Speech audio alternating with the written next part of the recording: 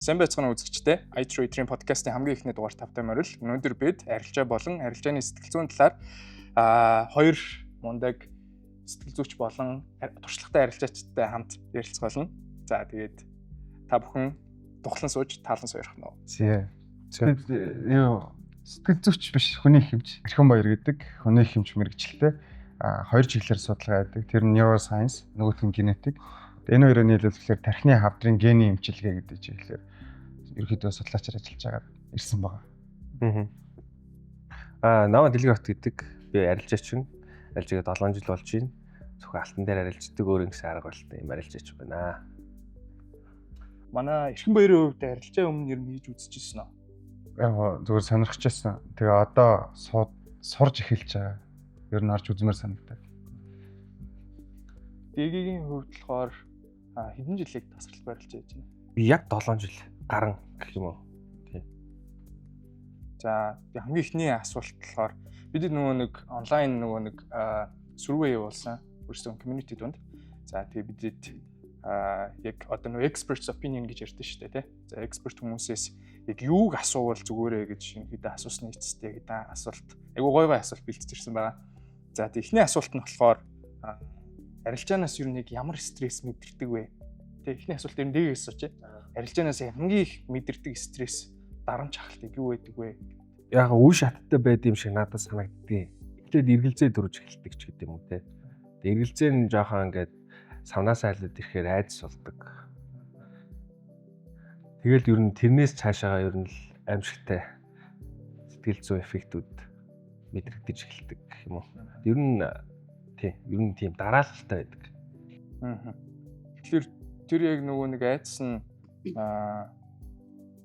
одоо орсон арилжаач нь алдагдaltaй болоод эхлэхэд ерөнхийдөө тэр нь гарч ирдэг гэсэн үг үү? Эсвэл зүгээр энгийн байх үед чинь хүртэл тэр айдас шалтгаална. За одоо ер нь хамгийн шавнараасаа ч юм уу тийм анзаараад тахаар хамгийн их түгээмэл тохиолдож байгаа юмнууд нь мэдхгүй юмнаас хүн айгүй их тийм эргэлзээ авдаг юм байна л та. Тэгээ эргэлзээтэй яагаад гэдэг асуулт ихсэх тусам тэр эргэлзээ нэмэгдээд тэгээ савнаас айлаад ирэхээр нөгөө нэг өөрөө шийдэж чадахгүй зүйл учраас тэрнээс айж эхэлдэг ч гэдэг юм уу. Тэгээд айснасаа болоод яарч шийдвэр гаргадаг, төргийн шийдвэр гаргадаг. Эсвэл одоо явах байсан арилж байгаа барьж үлдэж чаддгүй шийдэг юм уу. Ер нь бол одоо амжилтгүй байхад бүхэл арга замыг тэнцэнээс үлдэж байгаа байхгүй юу? Энэ дээр баг шууд нөгөө сайенс орчуулагтай юм шиг явцсан зүгээр юм шиг санагдав. Тэгж болно шүү дээ. Тэр гоё юм шүү. Тий. Энийг нь яагаад гэдгийг тайлбар тий. Бүр сонирхолтой юм тий. Би одоо нөгөө нэг олон жилийн ингээл нэг жоохон үдсэн харсан юмнасаа дээс ойлгосон юм алын тайлбарлаж байгаа шүү дээ. Арилжаачны хувьд. Тэнгуут хажуунаас яг яагаад цаана яг юу болоод байгаа гэдэг юм тайлбарлах бүр гоё сонирхолтой л. Харин тэгээвцэн тэр ирсэн. Тий, тэгвэл бүр ойлгомжтой л. Нэг юм асуудал байгаа. Тэрний юу гэхээр нөгөө энэ бол зүгээр суур мэдлэг марк юм. Тэгэхээр нөгөө стресс сэтгэл зүйн хөдөлгөөн гэдгээ манайхаа холиод. Тэнгүүд стресс гэдэг ойлголт нэг өөр, стресс гэдэг нэг ойлголт өөр. Ирж байгаа гадны нөлөөллөөс болж даавар хөдлөх буюу нэгсэндээ нөгөө сэтгэл зүйн одоо ямар нэгэн айх, сандрах ч юм уу, баярлах, багтах ч юм уу. Эдгээр нь бүгд дахиад өөр болоо явчихдаг гэсэн. Тэгэхээр хамгийн ихэнд ойлгох хэрэгтэй юм стресс гэж юу юм гэдэг асуулт байдаг. Манайхаа хамгийн их ярьдаг мөртлөөсөө яг цаад утга нь арай ч өөр. Гэхдээ сэтгэл зүйчид нэг өөр тайлбарладаг. Neuroscience дээр арай нэг өөр ярьдаг гэсэн. Тэгэхээр бидний бие тэр чигтээ эсэс бүрдсэн. Тэгэхээр булчин байна уу, тарих байна уу, одоо мэдрэлийн эс байна уу, ясны эс байна уу, үсний эс байна уу хамаагүй үндсэн суурь нь адилхан гэсэн. Стресс гэдэг нь тухайн эс ажиллахад үүснэ гэсэн. Нэгсэндээ ажиллахын тулд эсийн дотор энерги үүсдэг. Тэрийг стресс үүсгэх гэж нэрлэнэ. Стресс гэдэг нь тухайн эс хийх ажиллаад өөрт байгаа энерги нөөцөө дуусгаад ядарч эхэлсэн үед стресс гэдэг процесс болно гэсэн. Эс ядарч. Сэтгэл зүй гэдэг нь гаднаас ирж байгаа зүйлийн нөлөөлөөс болж өгж байгаа хариу оруулалтыг хэлчихэж байгаа. Тэгэхээр одоо түрүүний тайлбарлал дээр нөгөө яагаад айдас мэдэрдэг, яагаад ингэдэг гэдэг дээр бид нэр яг суур механизм бүх юм дээр яг адилхан байдаг. Жишээ нь бид нар гаднаас мэдээллийг авлаа гэхэд нийт ирж байгаа мэдээлэл ойролцоогоор 80% нь ихэвчлэн үдээр дамжиж ирнэ. Тэгэхээр бид нэр гадны одоо компьютероос айсан гэрлийг ингээд нүд хүлээж аваад дагзан дээр очиод хамгийн ихний interpretation of одоо тэр чинь одоо ирж байгаа нөгөө нэг interpretation of information гэдэг хэсэг орж ирнэ гэсэн. Тэр нь юу гэлж байгаа гэхээр гаднаас харсан зүйлийг хамгийн түрүүнд өнгө, дүрс, хэлбэр хэмжээ бүх юмар нь бидний тархины дагцны хэсэгт ингээ бүгдийг нь боловсруулдаг гэсэн. Боловсруулсныхаа ардаас хаашаа шийддэг вэ гэхээр нөгөө айдсын төвөд рүү шийднэ гэсэн. Тэр нь бидний мэддэг амигдала гэж хүмүүс айгүй их ярьдаг, инсула гэж ярьдаг. Энд очингуудаа дата мэдээлэл донд ажиллана гэсэн. Энэ хэсэг дээр яаж байгаа гэхээр төрөний нөгөө сэтгэл зүйн хөдлөлүүд буюу гаднаас авсан мэдээллүүд мань одоо серотонин хэсэг юм уу, дофамин хэсэг юм уу, эсвэл эдгээр нь унаад айдсын мэдрэмж төрөх юм уу гэдэг мэдээллүүд нь явна гэсэн. Тэгээд энд мэдээллүүд нь хувраад ямар нэгэн сэтгэл зүй болж хуурсныхаа ардаас одоо ингээд хойноос урагшаага явдаг гэсэн. Эндээс мэдээлэл аваад урагшаага амигдалыг тархины дунд хэсэг дээр амигдала инсула гэдэг бүтц дээр очиж мэдээлэлээ боловсруулад тэрний дундаас одоо тэр айдас нь болох юм уу, юу нь болох юм мэдээлэл нь урагшаага явангуудаа ACC гэдэг бүтц дээр очдог гэсэн. Тэр нь болохоор anterior cingulate cortex гэдэг хэсэг дээр очдог гэсэн. Тэр хэсэг дээр очингуудаа тухайн ирсэн мэдээллийг нөгөө ирсэн мэдээлэл чинь энэ дээр одоо нөгөө сэтгэл зүгээр баяжчлаа шүү дээ. Тэрний ардаас нөгөө конфликтаа шийдээд тэрнийхээ ардаас тухны хэсэг дээр очиод хамгийн эцсийн шийдвэр гаргадаг гэсэн. Тэгэхээр энэ хэсэг процесс дээр алдаа гаргахлаар тэр нөгөө нэг буруу трейд хийх буюу эцсийн бүтээл нь тархины эцсийн бүтээл нь шийдвэр гаргалт болно. Тэгэхээр энэ дээр нөлөөлдөг аюул олон зүйлүүд байдаг. Тэр зүйлүүдийн нөлөөллөөс олж хамгийн сүүлийн шийдвэр гаргалтын дээр алдаа гарна, эсвэл ононо гэсэн. Энэ дээр нэг юм байдаг.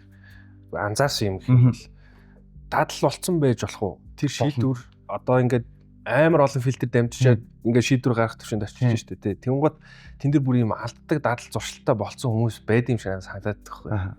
Энэ дээр хоёр юм аюул сайн юм ярин заяа. Шийдвэр яаж гардыг гэхэлэр биднэрт хоёр янзаар тайлбарлана. Систем 1, систем 2 гэдэг үндсэн шийдвэр гаргалт бидний тархинд байдаг гэсэн.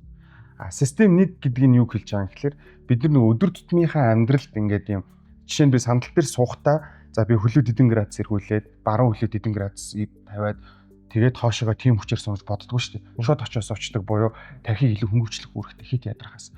Систем 2 гэдэг нь ямар хэлж байгаа юм гэхээр илүү critical thinking-ийн үед буюу бид нар одоо яг trade хийж байгаа үед гарах хэрэгтэй байхгүй. За тэгэнгүүт бид нар систем 2-ыг ажиллуулахын тулд заавал систем 1-ийг унтардаг буюу нөгөө нэг юм рефлексийн шин чанартай, дадлын шин чанартай юм унтрааж иж систем 2 ажилладаг. За тэгвэл бидний нөгөө тарих нөгөө стрессийг яах гэж өмнө нь ярьсан гэхлээр одоо жишээ нь стресс нэг гэдэг нь би гар дээрээ магадгүй 20 сунаж чаддаг байлаа гэж бодоход ингээ 25 сунах гингүүд гар чичигнээд сунаж чаддаг байлаа шүү дээ.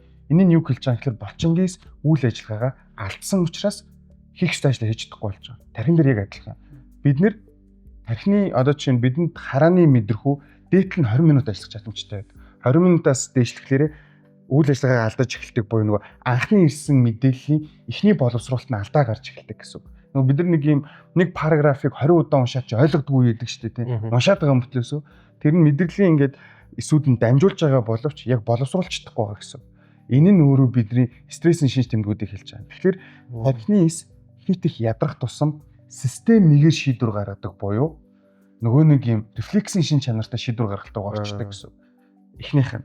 За хоёр дахь нь яаж байгаа вэ гэхээр рефлексийн шин чанартай шийдвэр гаргахдаа бид нэр ой санамжин дээр тулгуурлаж шийдвэр гаргадаг гэсэн. Жишээ нь би дэлгүүрлээ ороод хар ингээд үзэг авах гэдэг ой санамж намайг удирдаад миний хөлийг хөдөлгөөд миний нүдээр бичиг хэрэг гэсэн хаягийг хайлгаж оруулсан чинь би өнгөө сонгоог орцсон заяа. Тэгсэн чинь тэн дээр хар болон улаан гэдэг хоёр өнгө байлаа л та. Тэгвэл би ингээд миний тархит тэрийг за өнгөний сонголт хийх чинь гэдэг мэдээлэл авангуудаа миний төрснөөс ахуулаад миний тархинд байсан өнгөнүүд дундаас хар өнгө нь илүү байна уу? Улаан өнгө нь илүү байна уу гэдэг дээр тулгуурлаж хагаад улаан өнгө нь илүү байл би улаан өнгийг сонгоно, хар өнгө нь илүү байл хар өнгийг сонгоно. Тэгэхээр энэ нь нөгөө нэг би илүү систем нэгээрээ шийдвэр гаргаж байгаа механизм болчихж байгаа. Тэгэхээр тухайн хүн илүү их алдаа гаргасан бол тархи ядарсан байгаа үед нөгөө хит их дэлгэж ширтцэн, эсвэл тасгал хөдөлгөөн хийгээгүй, эсвэл хооллолт буруу, эсвэл одоо юу гэдгийг ингээд нэг юм ядаргаанд орсон ч юм уу те. Тэр юунуудаасаа болоод би тархи ядарсан бол хамгийн их надад хэрвээ алдаатай шийдвэр гаргалт илүү байх юм бол би алдаатайгаа сонгож гаргаж ирээд тэрний шийдвэр гаргах гэдэг болчтой гэсэн. Тийм л юм л та. Тэгэхээр нөгөө хүн болгоны ондоо байдаг гэсэн. Одоо жишээ нь хүн болгоны өглөөс ирж байгаа цаг ондоо, хүн болгоны идж байгаа хоол ондоо, тасгал хийж байгаа цаг хугацаа ондоо. Гэхдээ нэг юмыг ойлгох хэрэгтэй нь юу вэ гэхээр тарих тустай хэрэгтэй маш яг бидний булчин шиг. Бид нар ч булчиндаа анхаардаг шүү дээ. Өсөл хөдлөх хийх хэрэгтэй. Бид нэр агаар амьсгалах хэрэгтэй. Бид нар зөв хоол идэх хэрэгтэй гэж яриад байдаг шүү дээ. Тархинаас яг адилхан. Буруу хоол өгвөл ажиллаж чадахгүй. Хийх ажил бол ажиллаж чадахгүй. Амьсгалахгүй бол ажиллаж чадахгүй. Хөдөлгөөн хөдлөх хийхгүй бол ажиллаж чадахгүй. Энэ хэсгээ дандаа орхичдаг гэсэн. Буруу унтвал бас ажиллаж чадахгүй шүү дээ.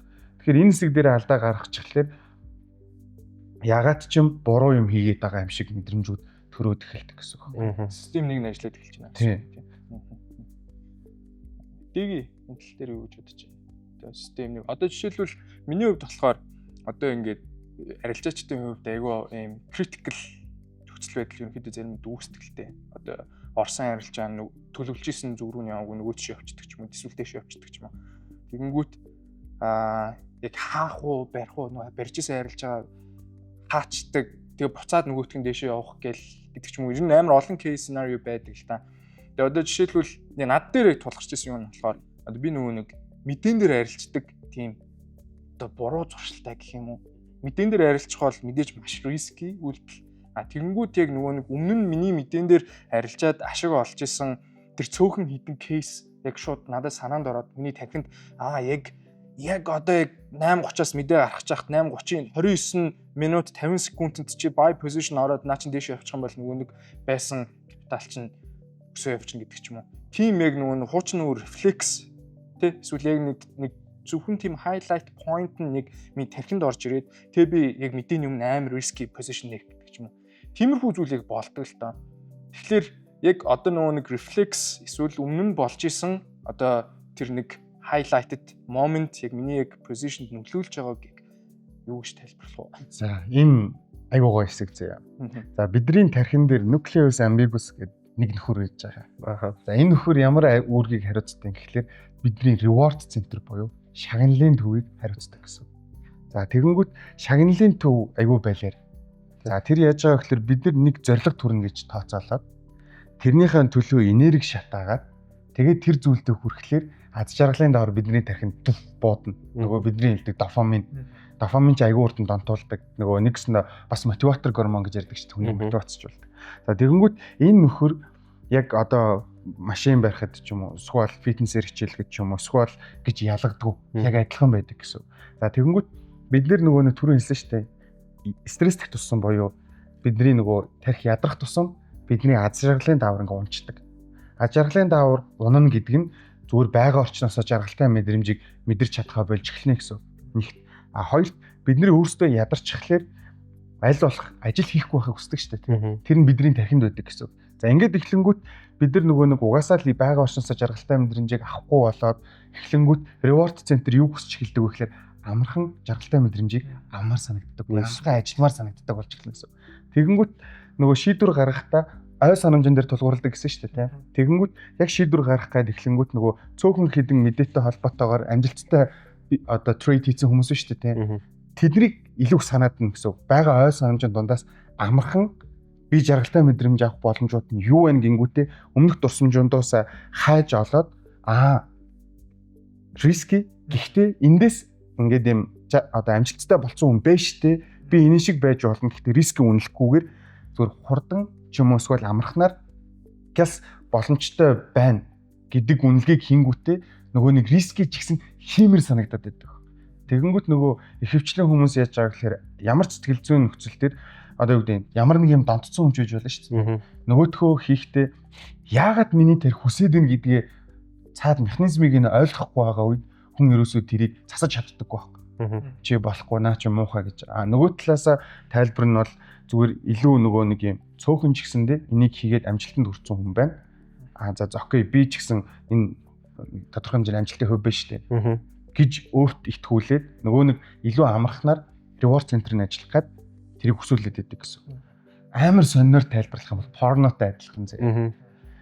Порно дээр чинь нэгжээс нөгөө эрэгтэй эмэгтэй хоёр чинь ингээд секси л гэхэд хоорондоо татагдаал тэгэл нөгөөтгийнхээ төлөө энерги таагаал уулзаал тэгснэ ингээд body ингээд хөдлүүд явна шүү дээ. Тэгээд сүүлд нь дур тавиа жаргалтай мэдрэмж авч шүү дээ. Тэгсэн чи порно үзэнгүүт ерөөсөө тийм процесс байхгүйгээр зүгээр ингээд юм гарангалаа хийжингуудаа шууд жаргалтай мэдрэмж авчлаа шүү дээ. Энэ бүх юмд нөлөөлдөг. бүх юм нь бол тэг. Чинь том бол одоо ингээд ажлын байран дээр очсон ч ачаал даахгүйгүүд ачаал хүүгээр амархан жаргалтай мэдрэмж авах гэдэг. Энэ сүүлийн залуучуудад юун дээр гарч ирсэн гэхээр беттэй авах гэдэг. Амархан мөнгө олно. Амархан риск нь хамаагүй. Зүгээр л амархан болд юм гэдэг нөхцөл рүү орчдөг гэсэн. Тэгэхээр reward центрээ яг яаж удирдах байгаа нь тухайн хүн нөгөө зүйл дээр амар критикл хандах уугүй юу гэдэг дээр шууд шийдчихдэг. Тэгэхээр одоо зүгээр ихний зүгээр юм зөвлөгөө марк юм ормоор санагдаад байвал байж миний reward центр одоо хүсээд байна. Гэхдээ энэ яг зөв үү буруу юу гэдэг хэсэг дээрээ тэгэхгүй нөгөө мэдгүй болох reward центртэй удирдагдал гэс жаргалтай мэдрэмж авах гээд тэгээд нөгөө рискийн үйлдэлүүд хүмүүс амар хийдэг шүү дээ. Риски юм чинь нөгөө амархан юмд л байдаг, хулганы аваханд байдаг гэл амар их ярьдаг боловч цаад юм зүгээр л одоо саяд нэг байсан чи орно гэсэн. Гэхдээ зүгээр л нэг юм 1000 хүн донд саяд нэг удаа сонгогдно. Тэр болтлоо би 50 сая төгрөгийг хийсээр байгаа 5 тэрбум болгож аавна. Яад энийг өдөр байж гин гэд хийсээр нь. Гэхдээ саяд нэг чинь сая тоглоход нэг удаа олно гэсэн үг шүү дээ. Тэгэл reward центр нь амархан хичгээл орчдөг гэсэн. Тэгэхээр би бол бодохдоо ер нь нөгөө нэг айгу нэг хүний нөгөө нэг discipline гэж байдаг шүү дээ тий. Хүний одоо consistency байдал discipline тэр яг алдагдаж эхлээл тэр яг disciplined байдлаа ингээ progressive явж исэн disciplined байдлаа эвдээл нэг өөр юм хийцэн. Тэгээ тэр нь магадгүй азарч юм уу амар одоо 5x 6x ч юм өөрхөн тансыг нугалцсан. Тэгээд дахиад трийг хийгээд тэр мэдрэмжээ авах гээд дахин хийгээд идэг. Гэхдээ нөгөө зах зээл чинь болохоор ер нь энэрнгүү биш шүү дээ тий. Тэгээд ер нь одоо би өөрийнхөө шинээр хараад үзье гэх юм бол 10 яг одоо мэдээний ярилцаа ихэд би 10-аас за өсрөл 2-3-ыг авсан байх чинь тий. Тэгэхээр нэг юм гамблер яг нөгөө мөрөөдө тоглоом одоо бит гэдэг шиг яг тийм яг миний одоо энэ тархин дотор яг тэр нөгөө reward системийг ажилуулад тэгээд дараа нь над reward өгсөн болохоор тэрийг авах гээд ингээд хойноос нь хөөгд attract-ийг яваад ирсэн юм. Нэг тэрийг ер нь бол аягүй сайн ойлголоо. Яг хөө энийг нөгөө буруу гэж мэддэг ч гэсэн яг яагаад ингээд энэ нь илүү их яг нөгөө scientific талаасаа science талаасаа яг тайлбарыг сонссон чинь ер нь бол аягүй make sense ер нь болж байна. Тийм. Тэгээд яг үнэхээр яг тийм одоо risky үйлдэл хийх гээд ах юм бол өөрийнхөө маш олон жил хөгжүүлсэн тэр нөгөө нэг consistency тий disciplined байдлаа тэгэхээр нэг бодоорой. Тэгээд ер нь байнга хожиж тий байнга одоо эрсдэлтэй зүйл бас тэг бүх юм амар энгийн штэ. Ер нь чи мангар хурдан хугацаанд мангар их мөнгө олчих юм бол эсрэгээрээ бас мангар хурдан хугацаанд мангар их мөнгө алдах магадлал илүү өндөр байгаа. Чи эсрэгээрээ илүү бага эрсдлээр илүү өндөр ашиглалаа явж чадах юм бол чи одоо юу гэдэг чи 10 арилжаанаас 8-ыг алдаад 2-ыг ноосон ч гэсэн чи ашигтай гарч ирэх боломж ч байдаг л гэсэн санаа. Тэгээ нөгөө нэг одоо яг нөгөө нэг ахаад ингээ гамбл хийгээд ингээ яваад тахлаар цаагаад нөгөө нэг яг өөрийнхөө арилжааныхын систем рүү буцаж орж ирэх амар хэцүү болчих тий. Тэгээд тэр чинь нөгөө тасчих байгаа амархан тэгээд дөрөвний хэлдэг нөгөө reward center амархан юм дээр ажиллах тусам analyze хийх буюу одоо бидний prefrontal cortex гэдэг тухны нэмсэгт байгаа. Энийг нөгөө зүрлэх юм бол SEO гэсэн. Тэгэнгүүт SEO нь яадаг вэ гэхээр нөгөө гол ирсэн мэдээлэл чинь analyze хийгээ бла бла бла гаргана шүү дээ. Нөгөө тэр чадвараа тэр чигт нь алдаад эхэлдэг. Тэгэл рискийг нь тооцгоо болол байсан нэг удаа одоо хоёр дахь хэд ямар рискийг бодож чадхаа болж эхэлдэг буюу энэ одоо хоорондын холбоо тасраад эхэлждэг гэсэн.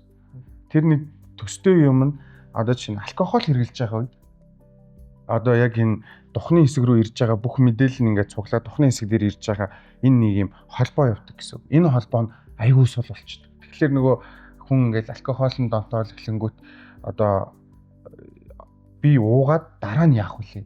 Шаарддаг. Мөртлөөсөө би энэ өвддөг мөртлөөсөө хэргэлдэг шүү дээ. Тэр нь ингээд мэдээлэл нэрээ духны хэсэг дээрээ боловсруулагдаад хийх ёстой тэр холбоо нь угаасаа алкогольны ч юм ямар нэг юм бодисын нөлөөгөөр суларчихлаар тэрийг угаасаа хийж чадгаа болчдөг гэсэн. Харин тэр нөгөө гамбл хийж байгаа тохиолдолд reward center тэгээ таслаа ичдэг.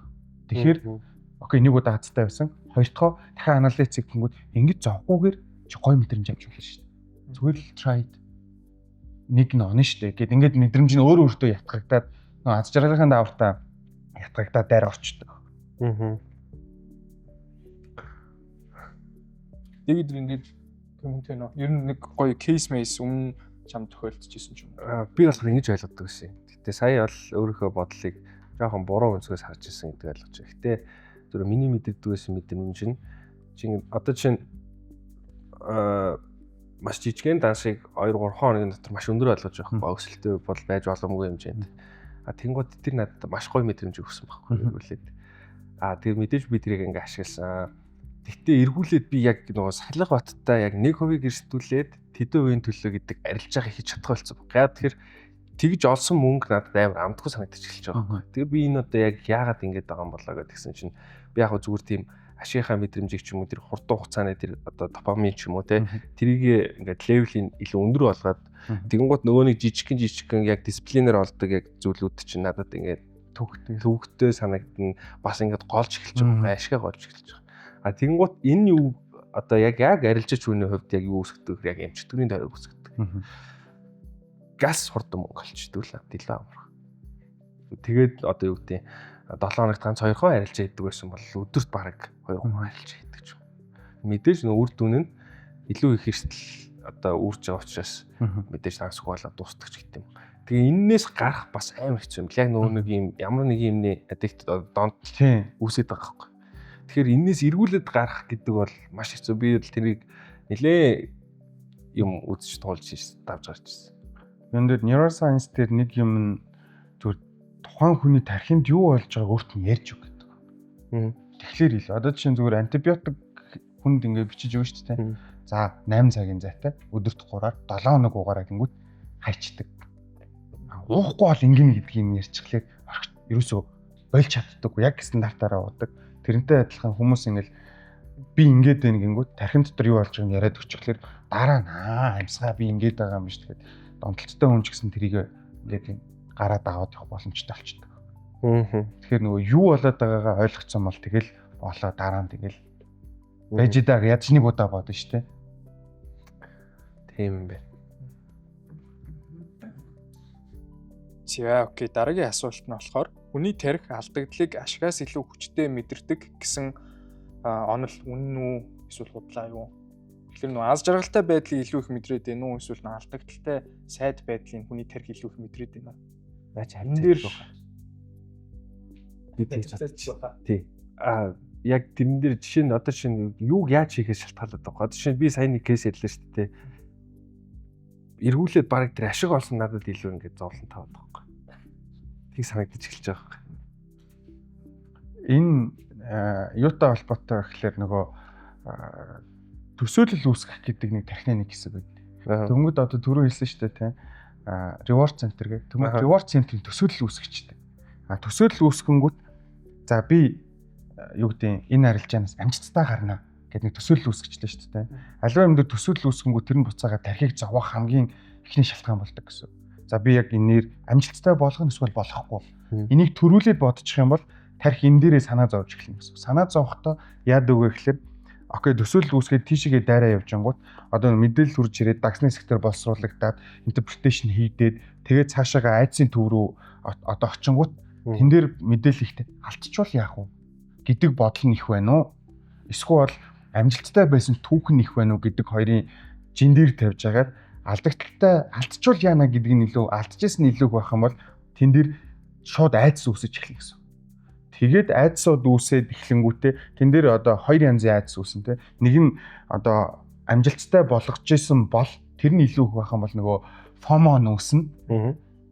Алдахгүйсэн гэд дайрчин. Тэгэхээр нөгөө нэг юм critical thinking биш яг нөгөө энэ үеэд авч чадахгүй бол нөгөө зүгээр сэтгэл зүйн ингээд тоглоомд орчдөг гэсэн. Тэн дээр хэрвээ минийх дээр айдсынх нь юу их байсан бол айдас нь ихс чинь хэрвээ амжилттай байсан бол за болчих юм биш үү гэдэг бодол нь үүсчдэг гэсэн. Тэгэхээр зүгээр ихний триггер аливаа юм хийхдээ юу гэж одоо ганц трейдинг дээр биш бусад одоо чинь ингээд зөвлөгөө авдаг SEO төвшний хүмүүс аягүй хөддөг.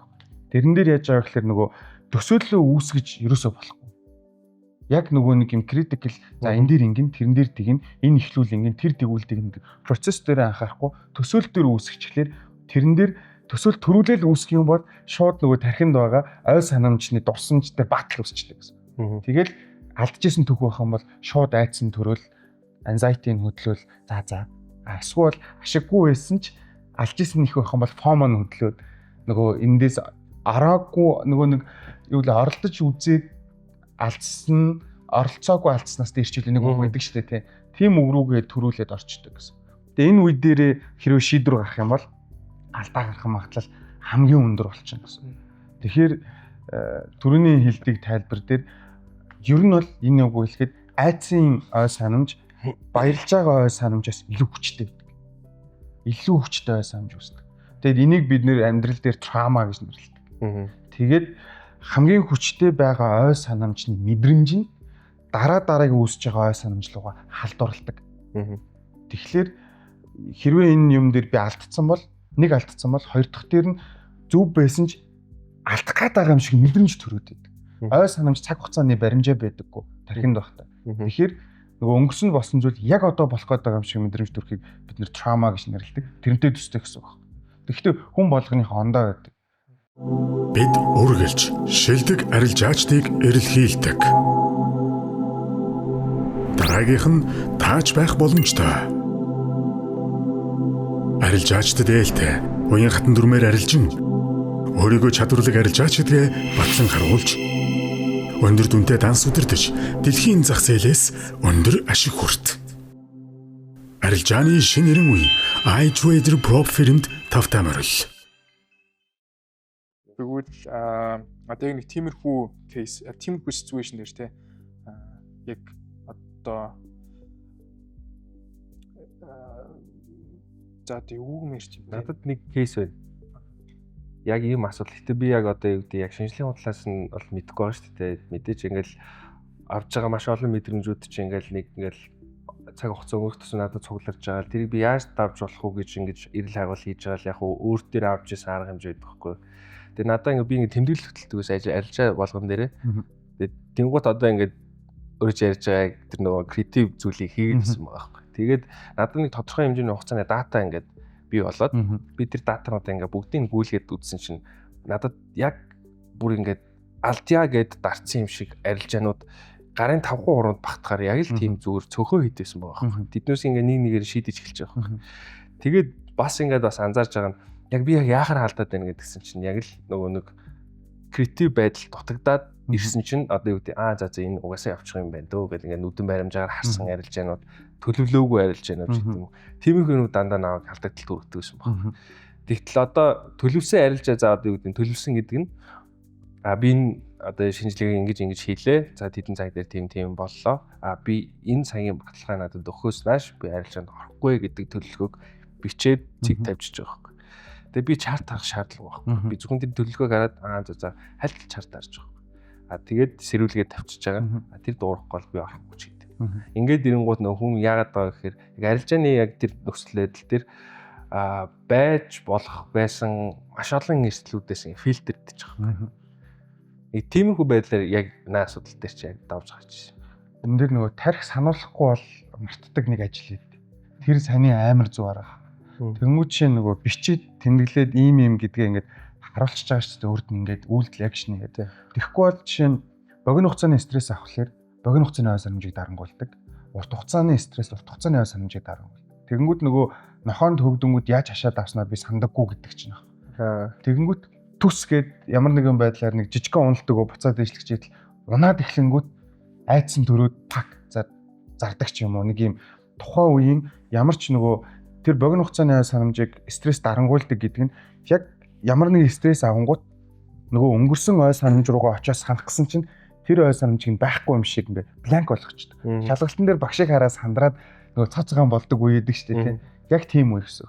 Тэрийг сэргийлдэг юм наадталт нь урдчилсан бэлдсэн нөгөө тархиндаа ингээд бичээд ингэн тэгнгээд бүр яг критикл хийцэн байгаа юм айгүй юмнаас хамгаална. Тэгэхгүй бол тархи чинь яг тухайн моментод стрессээс хамаарч яач тэнхтэж болдог байхгүй.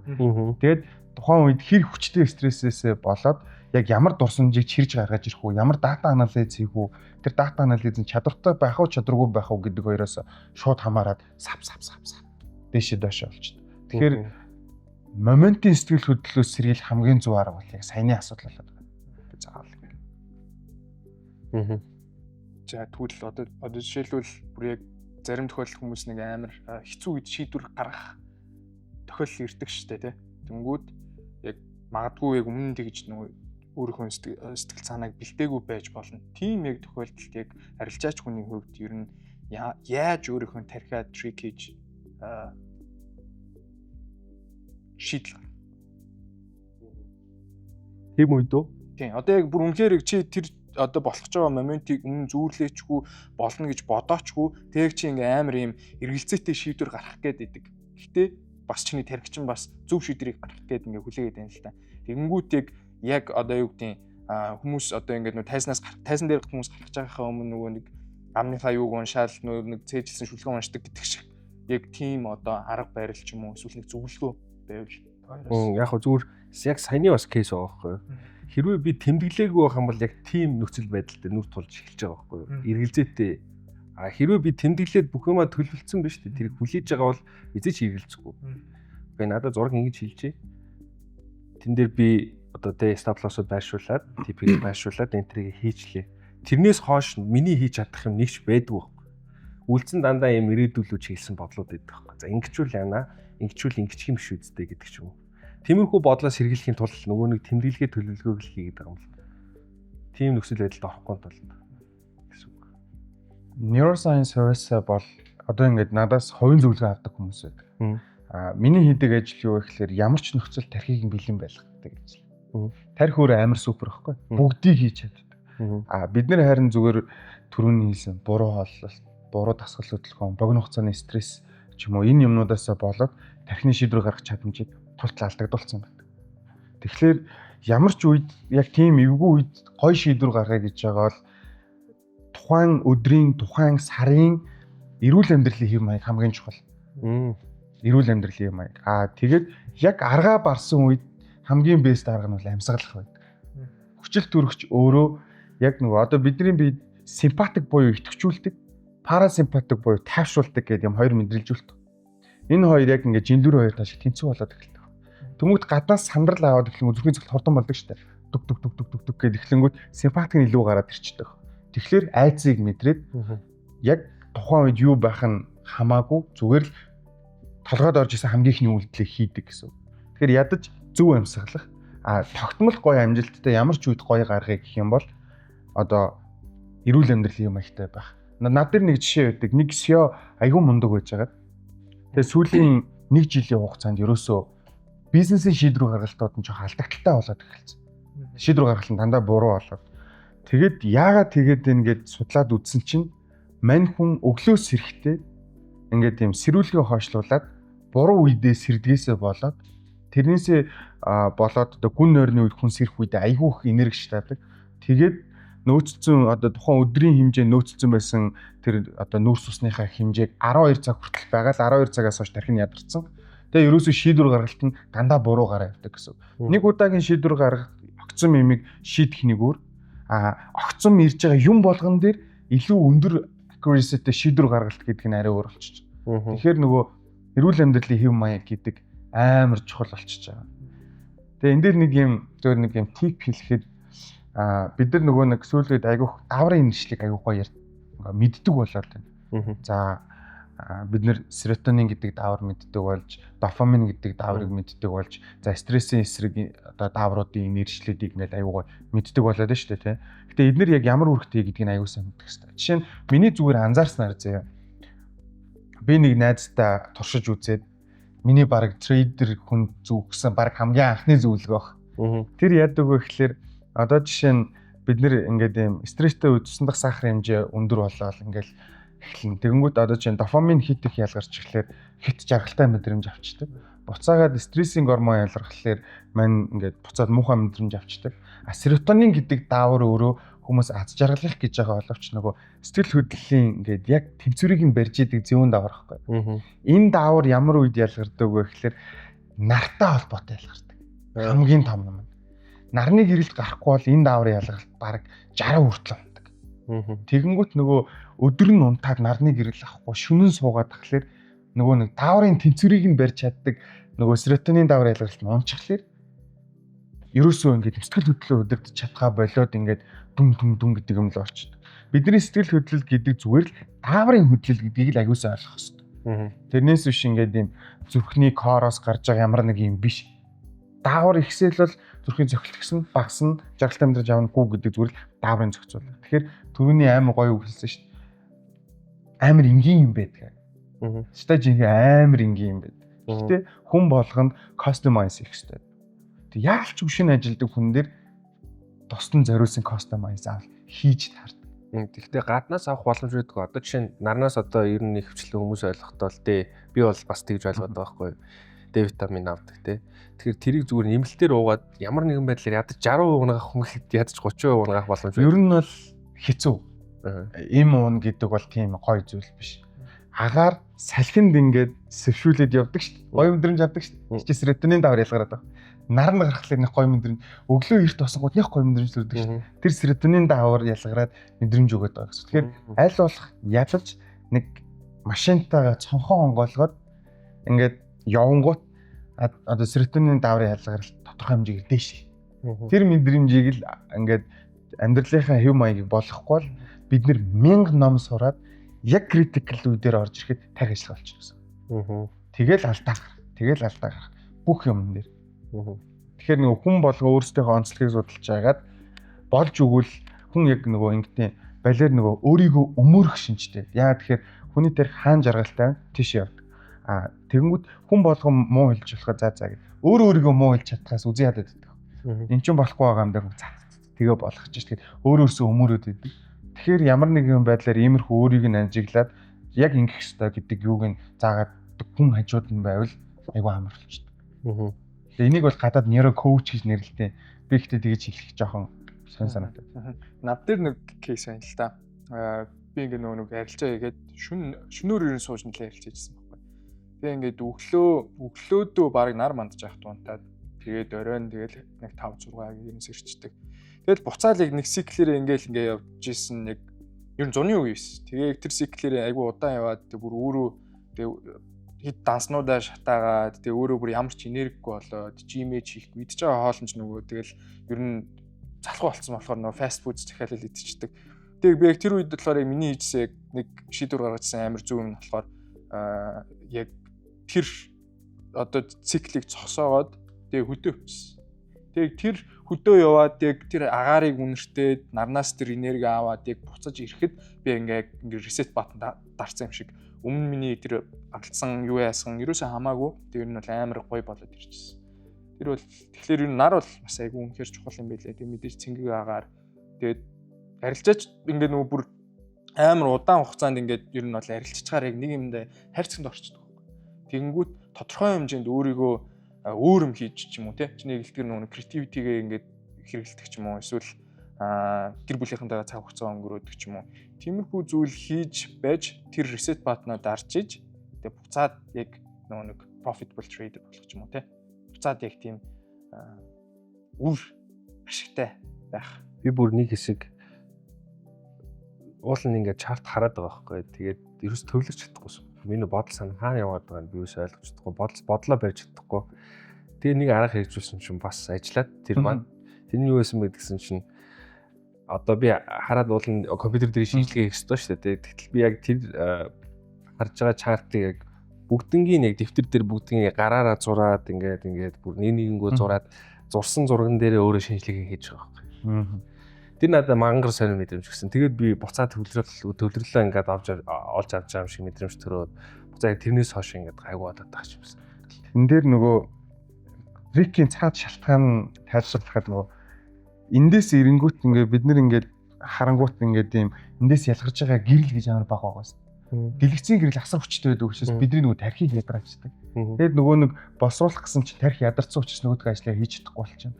Тэгээд дараагийнх нь нэг юм юу гэхээр ингээд бичээд тэмдэглэхээр бид нар нөгөө дэлгэцэн дээрээс юм харсан ч гэсэндээ нөгөө зүйлийг ингээд буцаагаад эхнээс нь ингээд санах гад байдаг. Санахчих үедээ яг шийдвэр гаргах энерги саналтаа зарцуулчаад шийдвэр гаргах дээр алдаа гаргачих. Тэгэхээр нөгөө энэ дээр биччихлээр яг нүдэнд харагдаж байгаа учраас дахиж нөгөө санах гэж энерги зарцуулах шаардлагагүйгээр окей гэд нөгөө шийдвэр гаргахтаа илүү их энерги зарцуулна гэсэн. Тэгэхээр нөгөө гол юм нь бидний тарих энерги нөөцтэй. Тэр энерги нөөцийг юунд зарцуулах вэ гэдэг нь амьдралын нөгөө бидний хоногийн хэмнэл нөгөө өөрийн тайм менежмент гэж ярьдаг шүү дээ. Тэрнтэй холбоотой. Тэгэд надад зүгээр нэг юм трик ч юм уу мэдхгүй. жоох улс төрлөө орчих уу? Тэр ингэдэг зөө. Би Улаанбаатарт ухаантай хүн байх ямар ч боломжгүй зөө. Яагаад? Яагаад гэхэлэр амар ингийн бидний химийн хичээлдэр үздэг байсан. Угаасаа хүн болго үзээд өнгөрснөг томьёо байдیں۔ C6 H12 O6 дээр нэмэх нь O2 тэнцүү C2 дээр нэмэх нь H2 тэнцүү ATF зөө. За энийг энгийнээр тайлбарлая зөө. Бидний эзэн нүүрс ус амьсгалаар орж байгаа хүчил төрөгчтэй уралд ороод ATF үүснэ буюу энерги үүснэ. Энерги үүсгээр бид нар бодно. Бид нар гараа хөдлөн. Айгүй ингийн. За тэгэнгүүт бид нар яаддаг вэ гэхэлэр хүчил төрөгч нүүрс устаа уралд орох гэдэг нь шүү дээ. Тэнгүүд Улаанбаатар өвөл утаатай болчдөг те. Тэрний үхээр агард нөгөө CO буюу угаарын хий гараад. Тэгэхээр угаарын хий хүчил төрөгчөөс 200 дахин илүү хурдаар улаастай холбогддог. Тэгэнгүүт нөгөө улаан хэс нь хүчил төрөгчөө зөөх хэрэгтэй байсан чинь угаарын хий зөөнгүүт нөгөө энерги нь үүсэхгүй. Энерги үүсэхгүй болохоор тарих хангалттай ажиллаж байгаа болчихдог. Тэгэхээр хангалттай сайн мөнгө олоод байгаа бол эсвэл илүү сайн мөнгө олмоор байгаа бол цэвэр агаарт гар. Эсвэл тэгээд бич мич дээр очиад тэгээд би өвөөсөл хамгийн их алдагдлаа хүлээж ирсэн юм да. Тэгээд ер нь бол цаашаа ус дүржүүлэх юм бол хүүхдүүд дээр орж ирж байгаа. Өвөл хичээл ороод тэгээд яаж онцгох, яаж мундаг монгол хүн гарах вэ? Гэхдээ ер нь амар энгийн ирнэ. Магаш сул юм байдаг. Тий амар чухал хэсэг болчих. Тэгээд бид нар нөгөө нэг стресстэй тэхлэнгүүд ингээд цээж хөдөлдөн шүү дээ тий. Тэгэнгүүт ингээд цээж хөдлөөл эхлэх юм бол та шууд ингээд бүх юм зогсоо гэдэг юу вэ? Тэр яаж байгаа юм гэхэлэр бид нар ингээд амьсгал аангууд одоо ингээд цээжээр аваад шүү дээ. Энэ юу гэсэн үг вэ гэхэлэр бид нар стресстэй байгаа учраас стресс бидний ингээд өрцгийг сайжруулчихдаг. Амьсгаа авахтаа уг нь бид нар ингээд доошоо ингээд юм өрц доошолж нөгөө агаарыг сорж авдаг. Тэнгүүд стресс тэнгүүд ингээ өөрч угаасаа саачиж байна. Тэгэхээр ингээ цээж хөдлөөд байдаг. Тэгэхээр нэг гэсэн зүгээр бүр бүдүүлгээр зүрдүүлэх юм бол бид нэр авах хэвээр 100% хүчил төрөж байгаа 50% л аваад байна гэсэн. Тэгэхээр бидний тарих шууд утгаараа 50% тал ажиллаж байна гэсэн. Тэгэхээр зөв амьсгалаад эхлэх юм бол бидний тарих 100% хангалттай хүчил төрөж авахар 100%-аар ажиллана. Тэгээд цаашаага амар сайн ингээд юмаа хийж чадна гэсэн. Тэгэхээр амар ингээд neuroscience-ийн ингээд амар ингээ хүмүүс ингээд ярангууд амар нэг юм нооц. Тэгээ амар нэг юм баг ингээд нэг юм лаврын авч шатаах ухааны бодоод өгдөг. Зүгээр л хоол амьсгал хоёр бүр яг явж зин төгсгөлтэй очно. Хүчил төрөгч яг тархины яг ажил үйл ажиллагаатай яг ийм амар холбоотой байдгийг бол мэддэг үл юм гэсэн. Тэгээ уусаа тэр нөгөө хүчил төрөгчгүүдээ хүчил төрөгч аваад буцаж ирээд яг нэг нөгөө нэг тавталгаа маань яг сэргийг болоод юу яаж байгаа нь бол үгүй аргагүй юм байна л да. Магад нөгөө нэг юун дээр арилжаач чи ер нь тэгэл үнэхээр яг мундаг ашигтай арилжаач чаа баг бали гэдэг ер нь халуун орнуудаар л хүчил төрөгч нөгөө баялаг байдаг газрууд л байдаг нь бас аргагүй юм байна. Хүчил төрөгч нар хоёроор баялаг газар уу? Тий. Хүчил төрөгч нар хоёроор баялаг. За дараагийнх нь болохоор дараагийн асуулт болохоор нэг юм кейс ирсэн байна. Тэгээ юуны кейсинг гэхэлэр revenge trading гинэ. Revenge trading гэдэг нь болохоор нөгөө нэг өшөө. За. Тийм ерөөдөө нөгөө нэг TP хүрэх байсан чинь нөгөө нэг TP-г яв чартыг ханшиг TP хүрэхгүй буцаад доош унтсан. Тэнгүүдийг одоо юу гэдэг юм позишн хаагаад дахиад нэг сетап бэлдээ дахиад яг тэр авах байсан позишныхаа авах байсан ашигынхаа араас яваад байна гэсэн үг л дээ. Тэгээ тэрнийхээ ардаас ингээ яваад эцсүүлт нь юу ч болоод тоцордог юм тий. Чам тийм тохиол байна уу? Мэдээж байх. Тэгвэл хуваалцаач. Тэрийг гэхдээ би ингэж бодсон. Угаасаа анханасаа тийм мэдрэмж авч байгаа бол хамгийн зөв арга бол яг зөвхөн арилжаан дээр бол ингээд юм юугаа ашгаа ингээ хувааж авч явах. Тодорхой төвшингүүд дээр. Тэгэхээр тий. Үгүй одоо юу гэдэг арилжаач бол заавал явах албагүй шүү дээ тий. Ер нь бол зөв бидэд хамгийн өндөр магадлалыг өөрсдийнхөө хувьд тооцоод тэрийг л зүгээр яг үнэнгээд итгээд байгаа байхгүй. Асуудал нь яг тэндээ байгаа. Тэгэн гота тэгээ итгэчгээр 100% яг тэр зүйл явах хэрэгтэй байсан юм шиг хандаж эхэлж байгаа байхгүй. Тэнгууд одоо хамгийн одоо эцсийн потенциал хүртэл би барина гэдэг. Өөртөө бараг тэрийг яачих юм бол өөртөө хотлоо ярих гэдэг юм шиг мэдрэмжтэй байдаг байхгүй. Тэрний оронд угаасаа тэр чинь нөгөө нэг тэнд очих нь яг 100% баталгаа байхгүй учраас яг ингээд хувааж типийг авах юм бол тэрнээс сэргийлэх хамгийн амархан арга гэх юм уу. Тэрнээс бол яг тийм нөхцөл байдалд угаасаа яг би яг тэгээд revenge тэгээд орчих юм бол би тэрийг яаж чадахгүй. Би яг нөгөө нэгэнд үүссэн сэтгэл хөдлөлийг би ингээд яаж чадахгүй гэдгээ ингээд жоохон мэдрээд эхлэдэг байгаа байхгүй. Тэнгуут тэрнээс өмнө би хариу урлаг үзүүлээд нэг урьдчилан сэргийлэх арга хэмжээнүүд авч ийн л гэсэн. Яг сэтгэл хөдлөл гараад эхлэхэд би яг яаж тэр хөдөлтөйг уучраа болохоо мэдгүй байхгүй. Эсвэл би чадахгүй байх, эсвэл угаасаа тэгж болдгоо байх. Угаасаа тэгж болохгүй. Харин тийм байх. Тэр амар ингийн зэ. Бидний тархийг ой санамж удирддаг. Ямар нэгэн сүнс эсвэл ямар нэгэн биш зөвхөн ой санамж бол. Хоёр хуваа. Өнгөрсөнд үүссэн ой санамж яг одоо намайг удирдах байгаа. Ирээдүйд хиймлэр үүсгэсэн ч гэсэн энийг ой санамж гэж үзнэ. Тэгэхээр тэрийг бид мөрөөдөл эсвэл зорилго гэж нэрлэнэ. Бидний тархинд хамгийн хүчтэй байгаа ой санамж яг одоо биднийг удирдна. Тэнгүүд нөгөө хэлсэн шүү дээ, reward center-ыг төрүүлээд ажиллуулчих буюу төсөөлөл үүсгэжтэй гэсэн шүү дээ. Тэр чинь ялгаахгүй ой санамж байна. Тэр төсөөлөл яаж байгаа вэ гэхлээр тэрэнд амжилттай өрөө тедэн төгрөг олоод ингээд гоё мэдрэмжээ төрүүлээд авчингууд нөгөөтгөндөө хүрэхгүй ингээд унаа шүү дээ, Тэнгүүд бидний тархийг хамгийн хүчтэй байгаа ой санамж нь тэр рүү угаасаа удирддаг учраас тэрэндээ хүрэхийн тулд нөгөө төсөөлцсөн байгаа ирээдүйлгөө хүрэхийн тулд тархи ажиллаа явчихна гэсэн. Тэгэхээр энээс гарна гэдэг бол угаасаа айгүй хэцүү болчихдог. Тэгэд нэг зүгээр бодит амьдрал дээр тэгээд тэрэндээ хүрэхгүй болохоор нөгөө нэг reward center-ын ажиллахгүй бол яг бодитоор ажиллахаа болж эхэлнэ. Тэгээд тэрнээсээ болоод сэтгэл готролд ороод бүр буруу шийдвэрүүдийг гаргаад ингээд цаашаа нокроо авчдаг болчихж байгаа гэсэн. Тэгэхээр гол нөгөө саяны тактикч амар зүв болж эхэлж байгаа. Юу гэхээр нөгөө энд хүрнэ гэд за би тэг баян болно те. Яаж баян болохоо би тархиндаа ойлгуулахгүй бол 9 шийдэл хийгээл яваад шүү. Ингэн гिचгэлээд нөгөөх нь яг тэрэндээ хүрэхийн тулд тэргээ хийгээл яваад гэдэг гэсэн. Тэгэхээр түрүүний шиг за эхлээд дэдийн хугацаа дидгээд яг юм нөгөө юм таймлайн ч юм уу тийм юу тавьчвал тэрнээсээ хүрээгүй ч гэсэн наадлын ихний алхмуудаа хүрэх учраас тархи амар 50 хүлээж авах гэсэн. Тэгхгүйгээр бүк гэдээ унангууд уусны дараах сэтгэл готролд ордог шиг ингээд арх усны ардаас хүмүүс ингээд сэтгэл готрол бүк гэд ороод ингээд би дахиад явахгүй юм гэж ярьдаг шүү дээ. Тэрнтэй адилхан болчдөг гэсэн. Хөрхгүй ээж нь огцон момчдөг. Хим сэтгэл готролд орчдөг. Тэгэнгүүтээ нөгөө нэг төсөөлцсөн байгаа ирээдүйдлээ хүрэхийн тулд дайраад байдаг. Энийг угаасаа яач чадахгүй гэсэн. Харин гаргаж болох ганц арга нь миний тэрх яагаад ингэж байгаа гэдгийг л ойлгоно гэсэн. Тэгээ одоо дараагийн удаа revenge trading хийх гэж байгаа бол хүрээгүй тэгснэ явах гэж байгаа бол бодоод окей би төсөөлөл үүсгэсэн юм биш. Би нөгөөдөлцсөн юм биш. Тийм. Би аль төсөөлөл үүсгэсэн учраас хий хоосон төсөөлийн ардаас яваад байгаа. Тэрийг тархинд ойлгуулахгүй бол яг бодиттой зүйл болоод тэр нь тархиа удирдаад байдаг гэсэн. Хамгийн хүчтэй санамжил хүний тархийг удирдах. Яг тэр механизм яваад байгаа.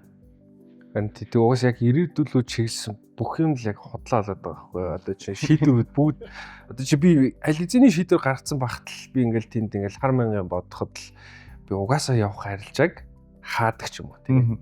Эсвэл stop loss цохоогүй багт л энэ бүр яг цоглоо гээл тэрнээсээ айгаал хаадаг ч юм уу. Хаасны дараа явдаг ч юм уу. Тэгэнгუთ тэрнээс бас яг юм revenge тренд хэл. Тэгэнгуთ энэс яг угаасаа сэргийлэх юмуд ингээд би ингээд амар зовж иж ойлгож байгаа гэтэл одоо ингээд үзэж байгаа хүмүүс маань ингээд бүгдээрээ үзэж байгаа. Гэхдээ заавалч нэг зовх алба байхгүй. Гэхдээ хамгийн гол нь тэр датанаас би өөрийгөө яг яагаад байгааг ойлгоод байгаа байхгүй. Тэр тэмдэглэлээс гэх юм уу. Тийм шүү. Уус хүний тархийг датал удирдах байгаа юм чи. Тий. Тэгэл стресстэй хоцсон, ядрах тусам эсвэл дата муух тусам боёо мэдлэг муух тусам. Тэн дээр тэгэл алдаа үүсэж эхэлнэ. Зарим тохиолдолд ингээд чи ингээд трейдинг хийгээ явж байхдаа нэг юм зүүн совингоороо хийгээд байгаа юм шиг өндрөж төрдөг. Би тэрийг сүүлд дадал зуршил гэж ойлгосон. Тэр нь яг эхний зүүн совингоор хийж байгаа мэдрэмжүүд нь хэр хонож байна? Ер нь ондог. Энийг нөгөө сайенсаар тайлбарлахлаар нөгөө зүүн совиндоо итэг гэдэг. Тэр нь яаж байгаа юм гэхэлэр одоо чинь шатарчтай яриа штэ тий. Тэгмүүд үнэхээр та 20 нүдлийг бодд юм уу гэхэлэр би зүүн совингоор хийгээд байгаа шүү гэдэг. Тэрний яаж байгаа юм гэхэлэр тарих яг авсан мэдээллийг өмнө байсан датануудыг асар урттай боловсруулаад хамгийн зөв шийдвэрийг эхлээд гаргацсан байдаг. Гэхдээ энэ нь асар удаан тэр зүйлийг одоо жишээ нь 7 жил хийсэн гэж хангалттай туршлага болчихж байгаа. Тэгмүүд энэ дээр яг тэрнийхээ төлөө явах чадахгүйгээр өөр сэтгэл хөдлөл ороод ирэнгүүт алдагдлыг нь буруу тийш нь мушгаад ингээд эхэлчихдэг. Тэгэхээр нөгөө тодорхой зүйл дээр ингээ хугацаа зарцуулсан бол зүүн совинд байдаг. Тэр нь яг spiritual зүүн совин биш. Тархины хамгийн ихний хамгийн зөв дата боловсруулалт гэж үздэг. Тэгэхээр нөгөө маш олон датанаас тийм фильтрдэж жагаад яг тэрнтэй адилхан төстэй харагдахаар нь тэр яг AI ажиллаж байгаа юм шиг. Тэрийг ойлгодгүй юм байл. Би натун дээр ч бас надад аягаа хэсэд байгаа. Би яг ингээд зөнгөөрөө явсан юм одоо чинь би ингээд үнэхээр ингээд шинжилгээ ингээд хийж ягаад би ингээд өөртөө зөрчилж байгаа нэг арилжаа нийлээ л дээ. Гэтэл би тэрийг аль дээр энэ угаасаа сэл явна гэдгийг миний зөн хэлсэн байсан байгаа байхгүй өмнө нь. Гэтэл би тэндээ дотооддоо ингээд зөрчилж жоод би бай арилжаанд орсон байлаа гэж хэсэг зүг. Миний стал бас мэдээ цохон тий. Тэгээ би ингээд энэ үйлдэл мангар олон давтагтаад тэгсэн чинь би нэг юм анзаарсан байхгүй. Тэр нь юу гэдгсэн чинь бидний тэр зөн гэж бодоод байгаа тэр зүйл амар чимээгүй тэр цаал ингээд яриад байдаг. Хамгийн анхны хамгийн төгс дата боловсруулалтын явц байдаг. Энэ тийм л юм байна. Тэгээд бид нар ингээд гаднаас авсан мэдээллүүд нугасаар дамжаад тэгээд тархийг хоёр хуваангууд удирдах болдоггүйг хоёр тархи байна.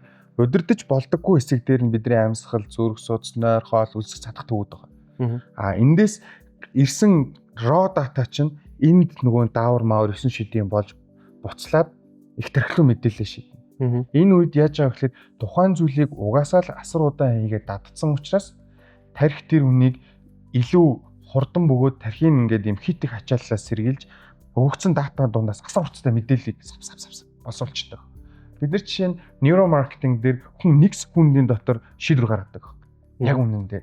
Эхний 300 дахь миллисекунд хүртэл тухайн зүйлд анхаарал татагдаад 300-аас 700 дахь миллисекунд хүртэл тухайн зүйлийг ойлгоод 700-аас 1 секунд хүртэл хугацаанд итгээд шийдвэр гаргачдаг.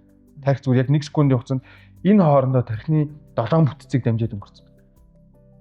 Тэгэхээр яг үнэхэр туршлагатай стресстэйгүй байх үедээ яг ингээд нэгснэ ядраагүй байх үед тухайн мэдээллийг аваад төрж байгаа мэдрэмж нь хэн нэгэн сүнсний дуудлага ч юм уу тэнгэрийн дуудлага биш тархины хамгийн анхны дата боловсруулалт ямар нэгэн сэтгэл хөдлөлгүй орж ирж байгаа хэсэг орж ирж байгаа. Тэрийг чангалах боломж өгдөг. Тэрийг gut feeling гэж бас хүмүүс яриад байдаг шүү дээ. Өмнөс ингээд мэдрэмж төрөөд эхэлдэг гэдэг. Ингээд чимээгүй ярьдаг гэдэг. Би ингээд чимээгүй үеийг ингээд дагангуудаа оноодсон байхгүй. Тэгэхээр тэр чимээгүй ингээд яриад байгаа юмыг би чангалах боломж өгдөг. Тэрийг нөгөө илүү хурдан мэдрэмж. Энийг илүү сайн мэдэрмээр байгаа бол ингээд юм нүдэн ханаад чихээ бүглүүд буюу гаднаас өөр ирэх стрессийг багасгаад тэгээд ингээд нүдэн ханаас мэдээлэл авсныхаа ардаас шууд. Тэгэхээр тэр үед гаднаас одоо юу гэдэг би зүгээр ингээд амар гоё мэдээлэл авсан байсан ч энд гинт ингээд сошиал дээр ч юм уу утсан дээр ч юм уу тэнд нэг муухай хүн орилоход мэдээлэл авангуудаа шууд симпатик өсчдөг, адреналин ялгарчдаг. Ямар ч гадны нөлөө юу ч байж болно. Эсвэл орцоор нэг хүн биб гээд гүөхөд савлцдаг. Тэгэхээр яг критикал шийдвэр гаргах гэж байгаа тохиолдолд асар ингээд юм тархийг ямар нэгэн стрессээс юм ангид байлгаж байгаа. Тэгээд шийдвэр гаргахынхаа өмнө ингээд хэрвээ 2 цаг тасралтгүй дэлгэж ирсэн бол тэр шийдвэр онох магадлал нь 50-аас доош өрөө бол. Тэгэхээр нөгөө хүний онцлогоос хамаарат за тэдийн хугацаанд нүдэ нэгээд тэдийн хугацаанд ань. Тэр нь өдөр болгон их биш та 20 минут нүдэ аньсан бол үгүй нээсэн бол 1 минут нүдэ ань ч юм уу. Чихээ 30 минут тутам бүгэл 40 минут тутам босч алхах ч юм уу. Эдгээр үед нь нөгөө нэг тэр дотоод дуу хоолой буюу яг нөгөө цаанаас ирж байгаа real датаг илүү сайн гаргадаг боломж байна. Тэгээ хүн болгон дээр энэ онцлогтой. Тэгэхээр нөгөө хүн болгон дээр тулж ажиллах нэг ажил гарч ирсэн. Тэр дэлгийч бас амар чухал юм шиг байна. Би бас надад бас нэг кейс өгөх байхгүй. Бүр яг ямар ч сошиал ямар ч утас харахгүй би ингээд яг 100% арилжаан дээр зөвхөн арилжаа хартаал мэдээлэгч харна. Бос юм дээр би ингээд зүгээр л өөдөж үзэж байгаа байхгүй. Зүгээр л өөдөх. Тэгээ манга хэцүү юм бэл өөдөх бол. Тэгэл байж сууж ядж байгаа байхгүй. Тэгээ сүултээ ингээд би ми захтнаад байгаа юм шиг санагдаад тий. Тийм мэдрэмж өгж байгаа байхгүй. Тэгээд би тэрийг гүрийчаа яг 7 хоног яхад миний ингээд шийдвэр гаргалтууд ингээд 80-аас 90% ингээд дандаа онсон. Маш гоё 50 арилжаа гэд би ингээд тэр үед яг юу ойлгосон бэ гэсэн чинь нэг юм анзаарсан юу гэхээр би ямар ч тийм дотоод зөрчилгүй арилжаа хийж эхэлж байгаа байхгүй. Энэ ч баа юм шүү, даа чи сэл юм шүү гэсэн юм ийм эргэлцсэн ямар ч тийм бодлого болоод одоо миний яг дотоод хүн энэ гадаа үлдэж байгаа бас нэг нөхөр хоёр яг нэг зүг рүү харж байгаа юм шиг надад тийм мэдрэмж өгсөн. Тэгээд тэр social гэдэг юм бас амар их нөлөөлт юм шиг байна. Тэрний нөгөө нөлөөллийн гол юм бид нар дэлгэх царлаа ачаал ирлээ. Ингээ гүйлгээд өнгөрч байгаа ч гэсэн 0.5 секунд ч байсан 0.1 секунд ч байсан гүйлгээд ирсэн мэдрийг тарих авчдаг. Тэгээд тэрийгэ боловсруулаад салгаач. Тэгээд ингээ шал хэрэггүй юм боловсруулаад нөгөө нүрс усныхаа нөөцийг ашиглаад дуусныхаа ардаас яг гол юм руугаа орох гингүүд ажиллах. Тэгээд шийдвэр гаргалтын алдагдлалд орж шууд эхэлнэ гэсэн. Тэгэхээр нөгөө үнэхээр мундаг менежменттэй, тайм менежменттэй хүн байгаа бол энэ нөгөө нүднийхээ хамгийн их мэдээлэл авж байгаа ачааллыг юунд зарцуулах юм бэ гэдэг нь хамгийн чухал болчихж байгаа. Тэгээ би сүүлд нэг судалгаа уншиж байсан. Тэр судалгаан дээрээс ингээд сүүлд чийжтэй би яг энэ подкастт орно гэж бодоод яг ингээд нэг судалгаа уншсан байна. Тэгсэн чинь трейдийг яг яах гэж хийж байгаа гэдэг шалтгаан амар чухал болж эхэлж байгаа тархин дээр. За тэрэн дээр яасан гэхлээр мөнгө олохоосоо кайф авдаг хүн үү? Эсвэл хурдан мөнгөтэй болоод өөрийнхөө нөгөө ийм дутуугийн комплексээ нөхөх гэж байгаа хүн байна уу? Эсвэл үр дарах гэж хийж байгаа хүн байна уу гэдэг гураас хамаарат тухайн хүн амжилттай болохгүй нь хамаарна гэж. Сүүлийн хоёр нь хүнийг дампууруулж дуустав. Яагаад тэгэхээр зорилго нь би тэдэн мэдхгүй сая доллар олоод өрөө дарна. Эсвэл нэг би 100 сая төгрөг олоод өрөө дарна. Эсвэл би энийг харсан чи амар мундаг гай тавтаал эсвэл G-class унаал амар пин хаус нэг амьдрал би яг энэ шиг болно гэж хийхлээр ирээдүйг үе тэнд авчиж чичээд тэгээд нөгөө нэг жижигээр явангууд энэ хүнийг тийм олон жижиг явцыг мэдхгүй тэгэнгүүтээ гэс нөгөө нэг хурдан эрсдэлтэй юм л орж юуг хамаагүй өндөр ашиг өгөх юм байна. Одоо чи бет дээр бол 5x 6x ч юм уу байж магадгүй эрсдлийн тооцгүй шууд хийчихдээ. Тэгээ алдагдал руугаа ороод тэгээд датан цуглаад за ингүүл алдаатай байд юм байна гэдэг датан цугларсны хараадаас цаашаа явчихдаг. Тэгэд хүнд нэг юм балер юм ээ. Хүний ярианаас эсвэл номноос уншсан юмда ихэндээ нэг хитэгдэг. Заавал өөрөө биеэрээ туулж иж эмошн байж ичдэг. Тэгэхээр нөгөө хүний ингээд ярианаас яг жинхнээсээ сонс. Номноос жинхнээсээ сур. Жинхнээсээ санамж болгол тэр мэдлэг чинь буюу дата чинь нөгөө амар олон юмнаас сэргийлнэ. Тэгэхгүй бид нар ингээд ярангуут ингээд тийм үү ямар харамсалтай гингүүтээ тэрийг урт хугацааны санаж болохгүй хаяа авчих. Надад бас яг надад ч гэсэн байхгүй. Тэрний үг гэдгсэн чи би ингээд эхний нэг ганц 2 жил ер нь ингээд өөрийнхөө ингээд арилжааны ингээд замдлыг ингээд бодоод үзэн яг өсрөнгөө хөгжсөн яг үе байдаг байхгүй яг жилээс 2 жилийн хугацаанд амар хүртэлтэй бүр ингээд танигдах арга болтол өөрчлөгдсөн скилийн хувьд ч тэр одоо дотоод хүний хувьд ч тэр тийж өөрчлөгдсөн юм юу гэдгсэн чинь яг юу наваа тэг өөрчлөлч шүү гэдгсэн чинь би яг надад асуулт ч өөрөөсөө тавьсан байна. Чи яг яах гэж хэлж байна. Тэгээ би анх арилжаа хийсэн ингээ бүх юмудаа ингээ гэж бодож жоод хүн ер нь мөнөөс үнцэнтэй зүйлтэй байх хэрэгтэй юм байна. Яг тэгэхээр нөгөө хитрхи нэг юмд үнцийн нөгөөд хандчихаар тэр зүйлийг хитрхи чухал гэж ойлгочхоор тэн дээр нөгөө нэг гарч ирэх нөгөө сэтгэл хөдлөлийн одоо хэмжээнүүд амар ихсээд байгааг би анзаарч эхэлсэн байна. Тэрэн дээр ямар арга хэмжээ авсан бэ гэсэн чинь эхлээд өөрлөгөө анзаарч эхэлж байгаа. За шүүрэн яг яах гэж хэлж байгаа. Мөнгө чамд яг ямар хэрэгтэй. Тэгээ тэгэд үтсэн чинь би ер нь бол яг мөнгөндөө гол биш байгаа байхгүй. Тэрийг би таньдаа ойлгуулж чадаагүйсэн баг. Тэгж бодоод юу ойлгосон гэсэн чинь надад эрхчлөө гэдэг зүйл аягүй байгаадсан. Би мөнгө надад чухал биш юм байна. Би тэр эрхчлөөг авах нь надад илүү чухал байсан юм байна. Тэгээд ихсэн чинь ингээд бүх юм амар гоё болоод энэ дотор байсан бүх юм яагаад би амжилтгүй байсан ч болох юм биш үү? Би дуртай юм ийг л амьдарч байна. Би энэ дуртай юм байна. Тэг ойлгож байгаа. Тэрнээс хойш ингээд амар хурдан хөгжиж явсан байдаг. Тэр судалгаан дээр яг надад ч яачихсан. Яг яах гэж трейд хийж байгаа гэдэг. Тэр чинь өөр хүний конфликт орж ирж байгаа шүү дээ. Яг яагаад? Тэр нь өөрөө түрүүний нөгөө анх ярьжсэн хэдүүлгийнх нь нөгөө төсөөлөл үүсгэх, reward center-ыг төрүүлж ажиллах. Тэгэл тэрнээс бүх юм үүднэ. Тэгэхээр тэн дээр байгаа яг датануудын судалгааны бүх юмыг уншаад төгсгөлд нь миний дүгнэлт болохоор хэрвээ трейд хийх гэж байгаа бол процесст анхаар. Үр дүнд биш. Процесст анхаарангууд процесстал бодно яг анализ зайгаал. Тэгэхгүй бол яг нөгөө үр дүндээ гаргачихлаа нэг юм байлаар юм бэ. Манай судалгааны салбарт яадаг вэ гэхээр тухайн хүссэн би ийм үр дүн гаргана гэж бодчихлээрээ ирж байгаа датан дээр судлаач засвар хийх гэдэг. яг ингээ боловсруулалтыг хийсэн чи ямар ч халбаа хамааралгүй байх гэдэг. Гэтэ мань хүн тэрийг л хийжүүл Нобелийн шагнал авах гэдэг. Тэгэнгүүт ингээд яг бодит юм дээр анхаарахгүйгээр энийг яаж ингээд ийм хотлоо нэг юм триггер хийж энэ үр дүн гарах уу гэж анхаарснаасаа болоод тэр судлаач асар их хугацааг зарцуулдаг. Яг тэрнтэй адилхан би яг ийм үр дүнд хүрнэ гэж төсөөлчихлөөр яг үндсэн ингээ юма бодоод тэнгүүт яг critical thinking хийж чадахгүй яг бодит нөхцөл дээр буухгүй болоод тэгээд зүр өөрийг нь тухайн үед жаргалтай болох бодлуудыг бодоод тэгээд үр дүн яах нь ч хамаагүй анализ хийх нь ч хамаагүй ингээд тэгээд дээрээс нь алкогол хэрэглээд ихлээр за дуус. Тэр бол ингээд ирсэн мэдээл духны хэсэг дээр бөөгнөрөөд эцсийн шийдвэр гаргаж байгаа процессыг алдагдуулна. Дээрээс нь нэг балер юм бидний тархинд саарл бодис гэдэг нэг юм байна. Kramer. Энэ нөхөр яадаг гэхэлэр нийгмийн химж, ёс суртахуун, нөгөө мораль, этикийг зохицуулдаг. Тэгэнгүүт одоо чинь трейд хийж байгаа хүмүүсийн өөрөө өөртөө байх этик байгаа шүү дээ, тий. Би энэ дээр гарна, энэ дээр яана, энэ дээр орно, энэ дээр болно, энэ дээр ингэнэ гэдэг өөртөө өгсөн этик байгаа шүү дээ. Алкогол хэрэглээд эхлэнгүүд тарих хатангачдаг, жижигэрдэг. Ялангуяа саарл бодис. Тэгэхээр тэр үед нөгөө өөртөө өгсөн этикгээсээ зурж эхэлнэ. Угаасаа тэр бүтцэн хатангачж байгаа учраас аялаа хийж чаддаг болж. Тэгээд тэрнээс цаашаага нийгэмд этикийг алга болт. Тэгэхээр нөгөө үнэхээр мундаг арилжаач юм болоо гэж байгаа бол алкогол хит хэрэглээ. Эсвэл ямар нэгэн донтуулагч бодис интерес холдоод яг түрүүний хэвшлээ. За философи 8 урагс мөнгөтэй бол хэрэгчлээд чинь нөгөө үг гэдэг чинь би хуучин өмнө 100-д дуртай байсан. Тэгээд мөнгө уйл 100 хаач үдийг мэдснээс биш би мөнгөнд дуртай болсон гэдэг.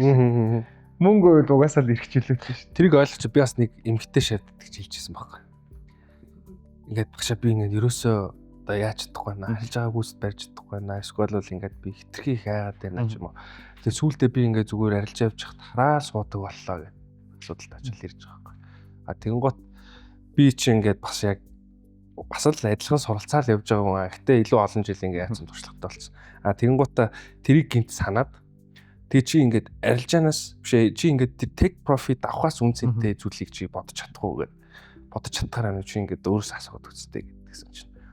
Хөр хүн болгон тийм онцлог байдаг байхгүй. Тэгсэн чинь тэр юмхтай болохоор тэрнээс илүү чухал юм олцсон байгаа байхгүй. Тэгсэн чинь юу вэ гэдгсэн чинь шинжилгээ хийжээд тэр ёроолын учрыг ч юм уу тэр орой хийсэн яагаад энэ оройг хийчихв гэдэг учрыг хайх нь илүү сонирхолтой болж ирсэн байна. Тэгээд тэр сонирхолтой болоод тэгсэн чинь сонирхолтой мөн батлахын тулд тэрийг ингээд толтол хүлээдэг байсан. Мэтчлээ ингээд алдаанууд нь засагдаад эхэлж байгаа. Тэгэхээр яг юунд илүү үнцэн үү гэж юуг илүү одоо юм чухалчилж үзнэ. Одоо чинь хүн хайртай хүнд хизээж муу юм муухай юм тохиолдох хүсэхгүй шүү дээ. Яг тэрнтэй адилхан юм бэл. Тийм шүү. Тэнгууд хүн хизээж мөнгө чухалчлаад үзэх юм бол хизээж тэр мөнгө өсөхгүй байх. Тэгээд ирэнгүүт амар том алдаанууд гарч ирлээ. Одоо чинь би stop loss цохихыг хүлээн зөвшөөрч чадахгүй бол хизээж амжилттай арилжаж болж чадахгүй байх. Яг нэг real ингээд юм амьдрал дээр байгаа дата хүлээн зөвшөөрөхгүй бол тийм. Тэгээд санийх дээр бол зүгээр дүгнээ сүлд нь одоо жишээ санаа хэлэнгүүт хэрвээ арилжаа хийж байгаад сэтгэл хөдлөл мэдрэгдвэл энэ буруу буюу аль нэг үр дүнд тулгуурласан байна. Яг сэтгэл хөдлөл мэдрэгдээд яарад мэдрэмж төрж байгаа бол энэ дутууган комплекс дээр үүссэн трейдер болсон байна. Айгаад сэтгэл хөдлөл рүүгээ хит орж чадахгүй бол мэдлэг дутуу байна. Яг нөгөө фокуслаад яг нөгөө процесс дээр фокуслах юм бол окей яг энэ нөгөө нэг юм шийдвэр гаргалтын critical зон руу орж ирж байна. Юу 100% гэсэн юм байхгүй шүү дээ. Ядаж 80-20. Яг тэрэн лүгөө орж ийн гэдэг ингээд хэрэг үзэж байгаа юм бол өөрөө бодоод үзээрэй. Амар тийм ухаарлаа юу. Гэтэ ер нь юм бэлээ. Хүмүүс нөгөө нэг ихэнх хүмүүс ер нь арилжаа руу одоо энэ зах зээл рүү орж иж ихэнх хүмүүс win rate гэдэг зүйлд айгүй их яадаг. Одоо чинь надаас айгүй хүмүүс асуудаг. Чиний win rate ч гэдэг.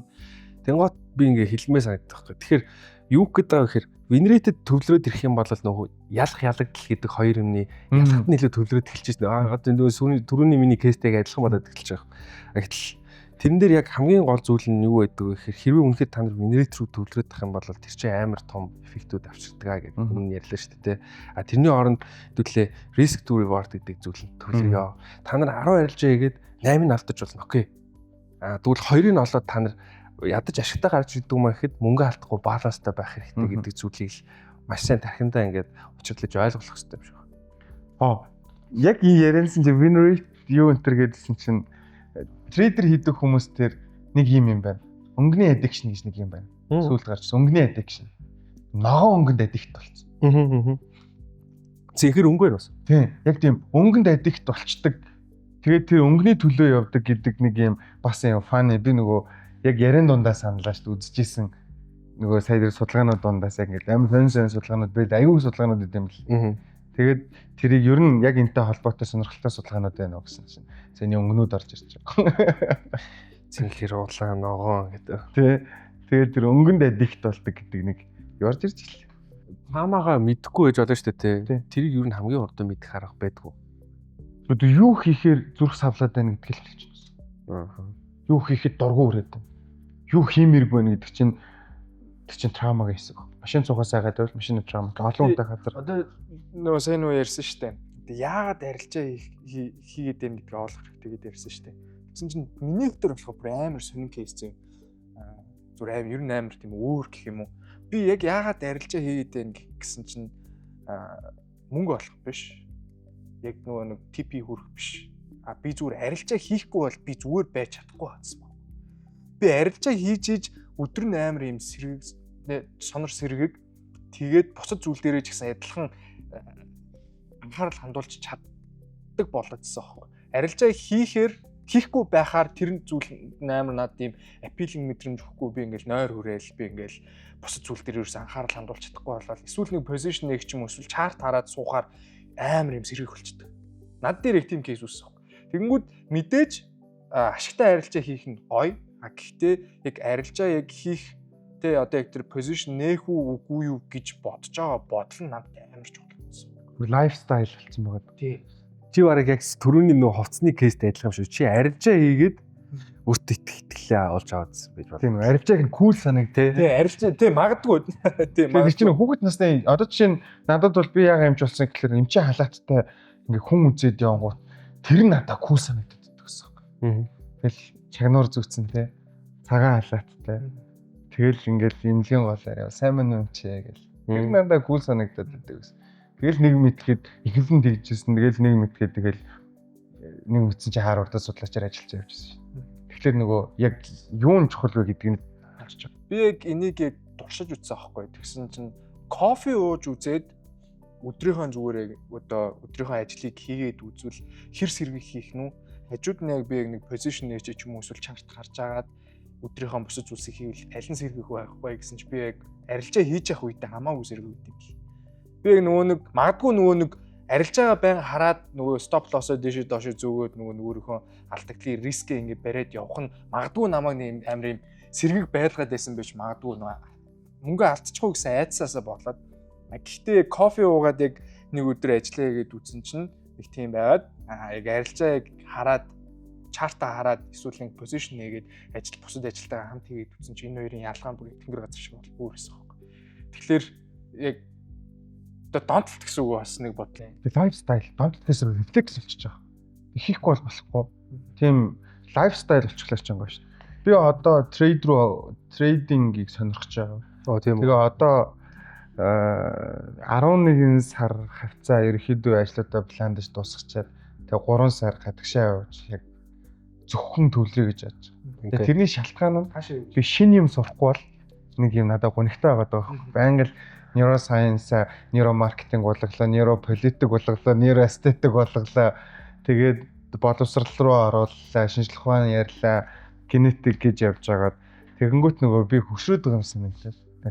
Нөгөө шинэ юм сурахгүй болохоор тэгээ би трейд хийж сураад, нэг хил сураад 3 сар яг алга болж би баялаг яваа гэж таа. Надад бас нэг кейс байна.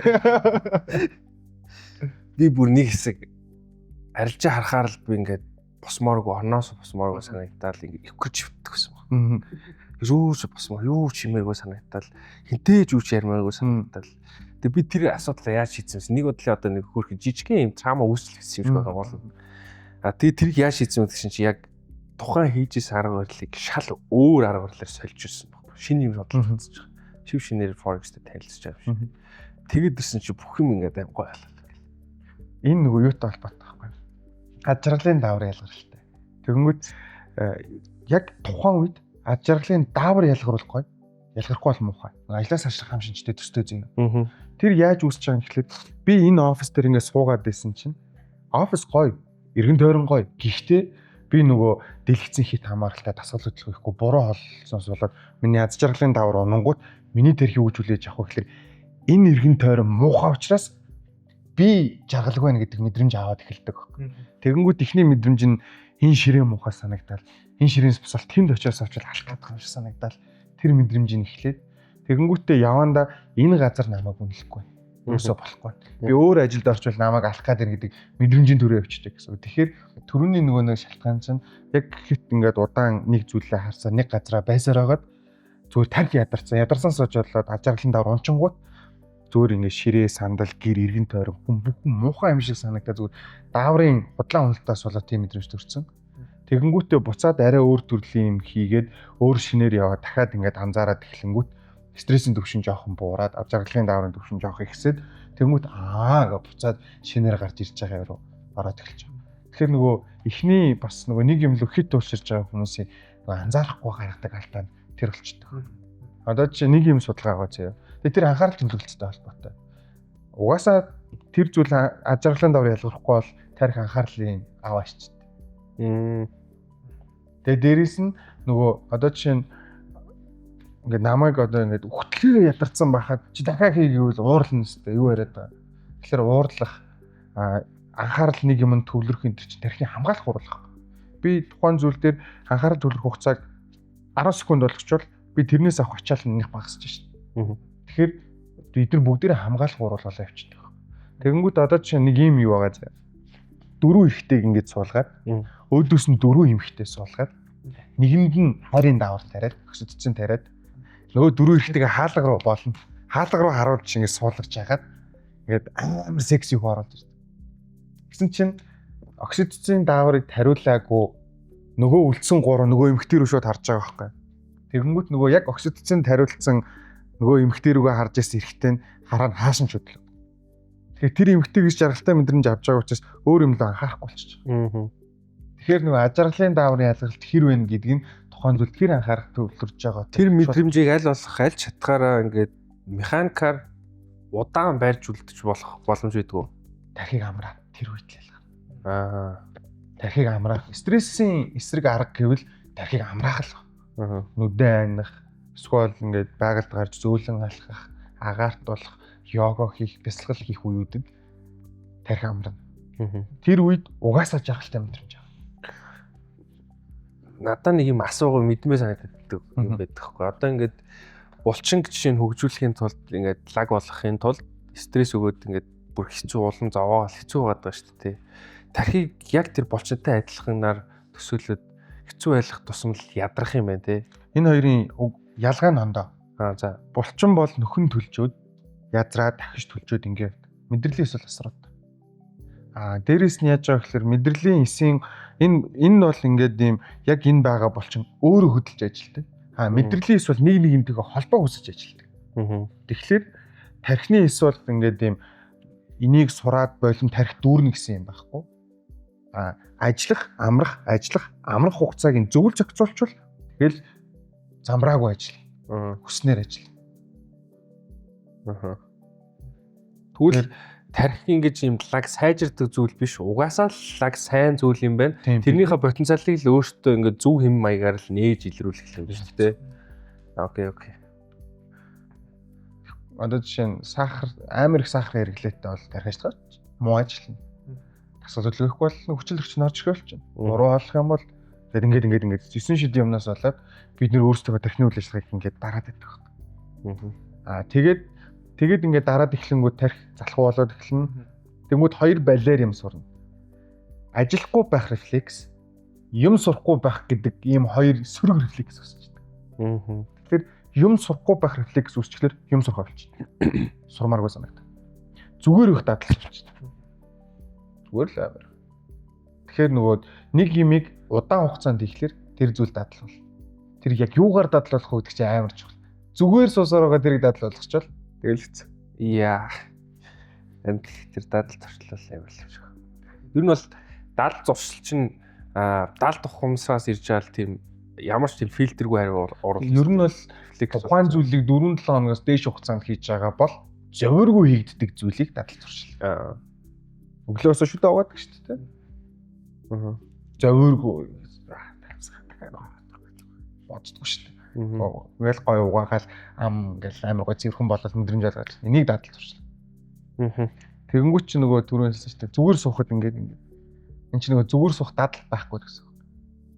Зүгээр суух дадал суучвал өөр юм хийх гэхлээр болохгүй гэсэн. Бас өөр юм хийхээр баг ингэж байна. За дараагийн асуулт нь болохоор overtrading. Overtrading гэдэг нь болохоор ерөнхийдөө хит их харилцах гэсэн.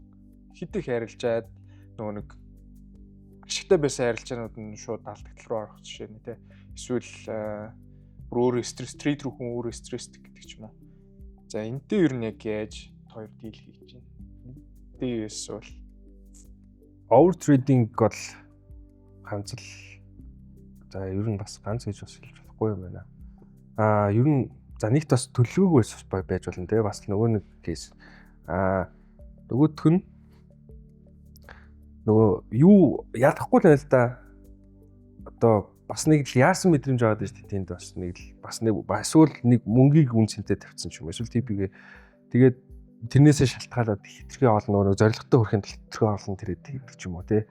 Зорилгоо буруу хитрхи том тавьсан ч гэдэг юм эсвэл тиймэрхүү юмнаас үүсдэг байх. Гэхдээ ер нь би яаж аргалдаг вэ гэхээр ер нь бол баталгаа хүлээсээ арилжаа хийж байгаа тохиолдолд хүн тэгж олон арилжаа хийх үс боломж байхгүй. Угаасаа ингээд арилжаачин болгон өөрийн нэг тодорхой харж байгаа үнсийг арга барилтай байдаг шүү дээ.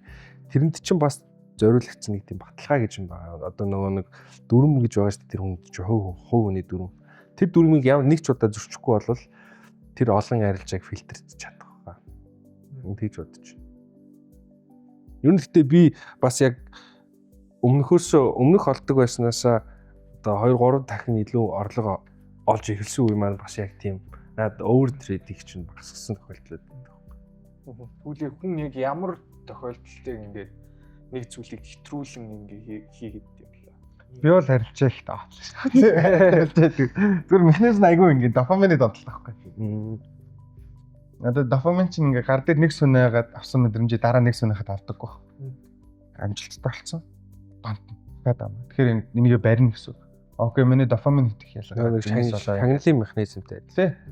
Одоо ингээд энд хүрлээ амжилттай болсон. Шагналтай ажилласан. Дофамин буутцсан. Дараагийн нэг донтоод байна гэсэн. Дофаминда хитэх донтоод. Тэгээ энэ өөрөө бас нөгөө бодит амьдрал дээрээ аз жаргалын төвшин муу байгаагийн шинж. Тэгэхээр юу гэсэн үг гэхээр трейдээс босод үед ингээ уцаа үзээ өчийдэг. Эсвэл ингээ зургт үзээ өчийдэг. Зүг гэртээ өвччихийдэг. Фаст фуд ингээ захиалаад идчихийдэг.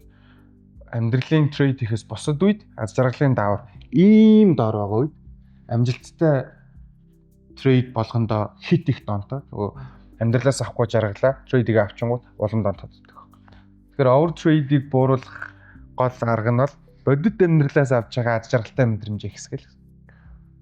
Тэр нь өнцгөн тэр.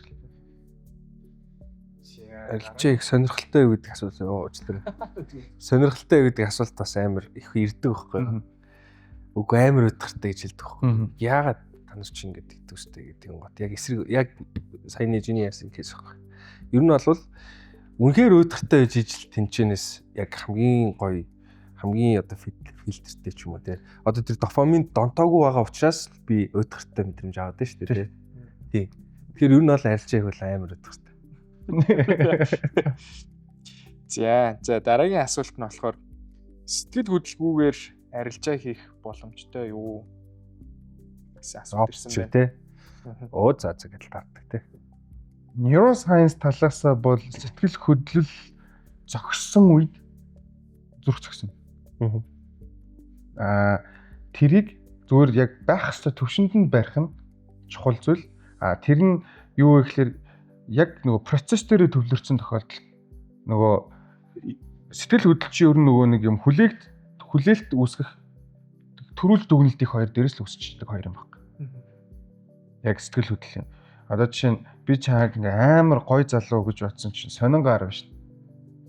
Яагаад тэгэхээр тэр хүний таалагдсанаар хийгээгүй. Гэхдээ би энэ хүнийг төрүүлээ шал өөрөөр дүгнсэн биз дээ, тий. Би ингээ хүчрхэл үлдээд нь шүү дээ. Энэ хүн дээр бол тэрнтэй адилхан сэтгэл хөдлөл бол нөгөө төрүүлж үүсгэсэн ойл санамж нэллээ гэсэн. Тэгэхээр процесс төр төвлөрсөн тохиолдолд тэр за унлаа инглээ тэглээ гэдэг тухайн үеийн жижиг сэтгэл хөдлөлүүдийг авна. Тэрнээс биш энэ ингээ унснараа миний ирээдүйд өвшөлдсөн байсан юмнаас хөрсөнгүүдээгээд бүр данк руу ингээ сэтгэл ингээ доошоо унахгүй гэсэн. Тэгэхээр зүгээр энэ ганц арилжаан дээр биш бусад бүх юм дээр л байна. Хүн үр дүндээ хэд тэр төвлөрч ихлээр процесс дээрээ төвлөрөх болчихдог. Яагаад тэгэхээр тарих зэрэг хизээч ажилтгүй. Бүх юмыг дараалж байна. Тэгээ үр дүндийн талаар их бодох тусам их энерги зарцуулж байгаа. Их энерги зарцуулах тусам яг процесс дээр энерги зарцуулахад тэр нь багассан байна гэсэн. Нөөцтэй гэдгийг л яг бензин шиг. Явахаас өмнө амар хаазалж яснаа. Ингээд одоо хотоос дархан руу явахдаа тийм би ингээ цаг хаазалснаа баян чанд дээр миний бензин дуусчлаа шүү дээ гэдэг ч хагаад л адилхан болчихж байгаа. Яг би яг асуулт боловсруулсан ч юм уу тавьсан хүнийх нь оронд өөрийгөө бодож үзэж байгаа хгүй. Тэнгууд яг ямар өсөл байдалд байгаа хүн надад асуулт чинь тавьсан бэ гэхээр сэтгэл хөдлөл гэдэг зүйл бүр ингээд залхмаар санагдаад ингээд асууцсан зүйл байгаа хгүй. Амар хэцүү зүйл юм шиг ингээд бодоод байгаа. Гэтэл яг үндэ энийг жоохон өөр өнцгөөс нөгөө талаас нь хараад үзэх юм бол яг үндэ сэтгэл хөдлөлтөө байх нь арилжаач хүнд амар чухал. Яа тэгэхээр тэр сэтгэл хөдлөлүүдээс би энэ бүх зүйлийг мэдэж аваад байгаа хгүй. Тэр их сэтгэл хөдлөл надаа үүссэн учраас би тэрэн дээр гэж анхаарч эхэлж байгаа хгүй. Тэрний дараа би надад би инхээр ингэдэг юм байна гэдэг өөрийгөө ойлгох одоо нөгөө үе шатж явж эхэлж байгаа. Тэгээд нөгөө нэг хариу арга хэмжээнүүд чинь боловсруулагдаж боловсрж эхэлж байгаа. Тэгэхээр ер нь бол уулын сэтгэл хөдлөл айгүй сайн зүйл. Энэ дээр тайлбар нь болохоор нөгөө машин байлаа гэхэд машин амар гоё юм гэр бүлийн дурсамжтай гоё үлдэж болно. Эсвэл машины ослоор муухай үлдэж болно те. Тэгэхээр нөгөө юу гэсэн үг вэ гэхээр тухайн зүйл сэтгэл хөдлөлгүй бол урт хугацааны ай санаж болдоггүй л гэсэн үг. Тэгэхээр нөгөө сэтгэл хөдлөл зогсоход зүрх зогсно гэдэлсэн шүү дээ. Угаасаа юу юм чинь. Харин хитрүүлэхлээрээ нөгөө шийдвэр гаргалтанд нөлөөлнө. Тэгэхээр нөгөө одоо чинь буцаагаад тухайн датаг би хойноосоо цуглууллаа гэхэд сэтгэл хөдлөл тухайд үүсчихснүүд нь илүү хүчтэй ой самж үлдээд миний шийдвэр гаргалтанд сайнаар нөлөөлнө гэсэн үг. Тэгэхээр сэтгэл хөдлөлгүй юм гэж угаасаа байх. Тэр талаасаа ч гэсэн ер нь сэтгэл зүй угаасаа л ашигтай зүйл байгаа. Тийм. Угаасаа манай салбартад юм хэмжээнээс ихтүүл юмгийг багдуул юм гээд гэж үздэг. Тэгэхээр нормд нь байрал. Too much not good. Чү. Окей. За гурлаа тэгээд өнөөдрийг ярьсан юмнуудаа бүгдийг дүгнээд бид чинь өнөөдөр стресс ярьлаа. Тэгээд critical decision ярьлаа. За over trading гэдэг юм хүмүүс яг нөгөө нэг арилжаачтай яг ихэнх арилжаачтай гаргадаг алдааны тухай ярьлаа. За энэ дээр яг дүгнэлт болгоод арилжаачтай зөвлөгөө өгье гэвэл та хоёр ямар зөвлөгөө өгөх вэ? Товч бүгд тодорхой.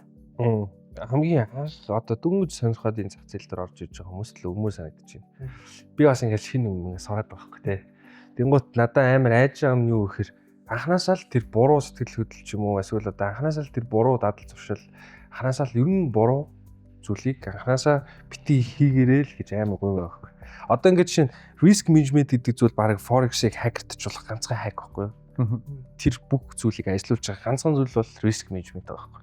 Тэр баг байх тусам л бидний сэтгэл санаа хүртэл ингээд 50 байхаар тэгээ нөгөө байн хүн болох хэлсээр аваад нөгөө үнгүүтсэн тийм тэгсэрнэ маш үнцэнтэй тийм зүйл байгаа байхгүй. Тэрийг л харин залуучуудыг амар сайн ойлгосоол гэж амар хүсэж байна. Тэгэхээр ер нь баг тэр бүх зүйл одоо бидний ярьж байгаа энэ асуудлууд, шийдлүүд эднүүсийг одоо заавч үтэж хөндрүүлэхгүйгээр ганцхан зөвлөл нь risk management гэдэг зүйлийг амар сайн барьчих юм бол бидний саяны ярьсан хүн түнд кейсүүдтэй нүр толох магадлал илүү багасах юм шиг санагдаж байна. Ер нь бол зөвлөгөө болт юм байна. Бүгдийн базад дээр л тий. Түрүүний товч тодорхой гэдэг надад хандсан үг гэж ойлголоо. Ерөөсөө зүгээр ингийн тарих бол угаасаа бүгдийг хийж чаддаг гайхамшигтай. Тэрнээс жишээ аваад яа хүртэлцсэн маш таа. Тэгэхээр зүгээр тархиа эрүүл байлгахад бүх асуудлыг шийдэж чадна. Тэгээд амьдралын хэв маяг зөв байхын тархийг эрүүлүүлэх цорын ганц зам. Тэгэл болоо. Тэгээд мэдгээр баяжуулаад тэгснэ зүгээр шүн одоо 10 цагт хоол идснээсээ болоод тэр мэдлэгээ устгаж ивэл тэгэл одоо хохино гэж хэлсэн шүү дээ. Яа, тийм тий. Тийм. Тэгэл одоо тавч тодорхой болчлоо. За тэгээд өнөөдрийн дугаарт бидэртэй хамт байсан баярлалаа. Тэгээд арилжаачтай амжилт хүсье. Дараагийн дугаараар уулзцаая. Бид үргэлж шилдэг арилжаачдыг эрэлхийлдэг. Дараагийнх нь тааж байх боломжтой.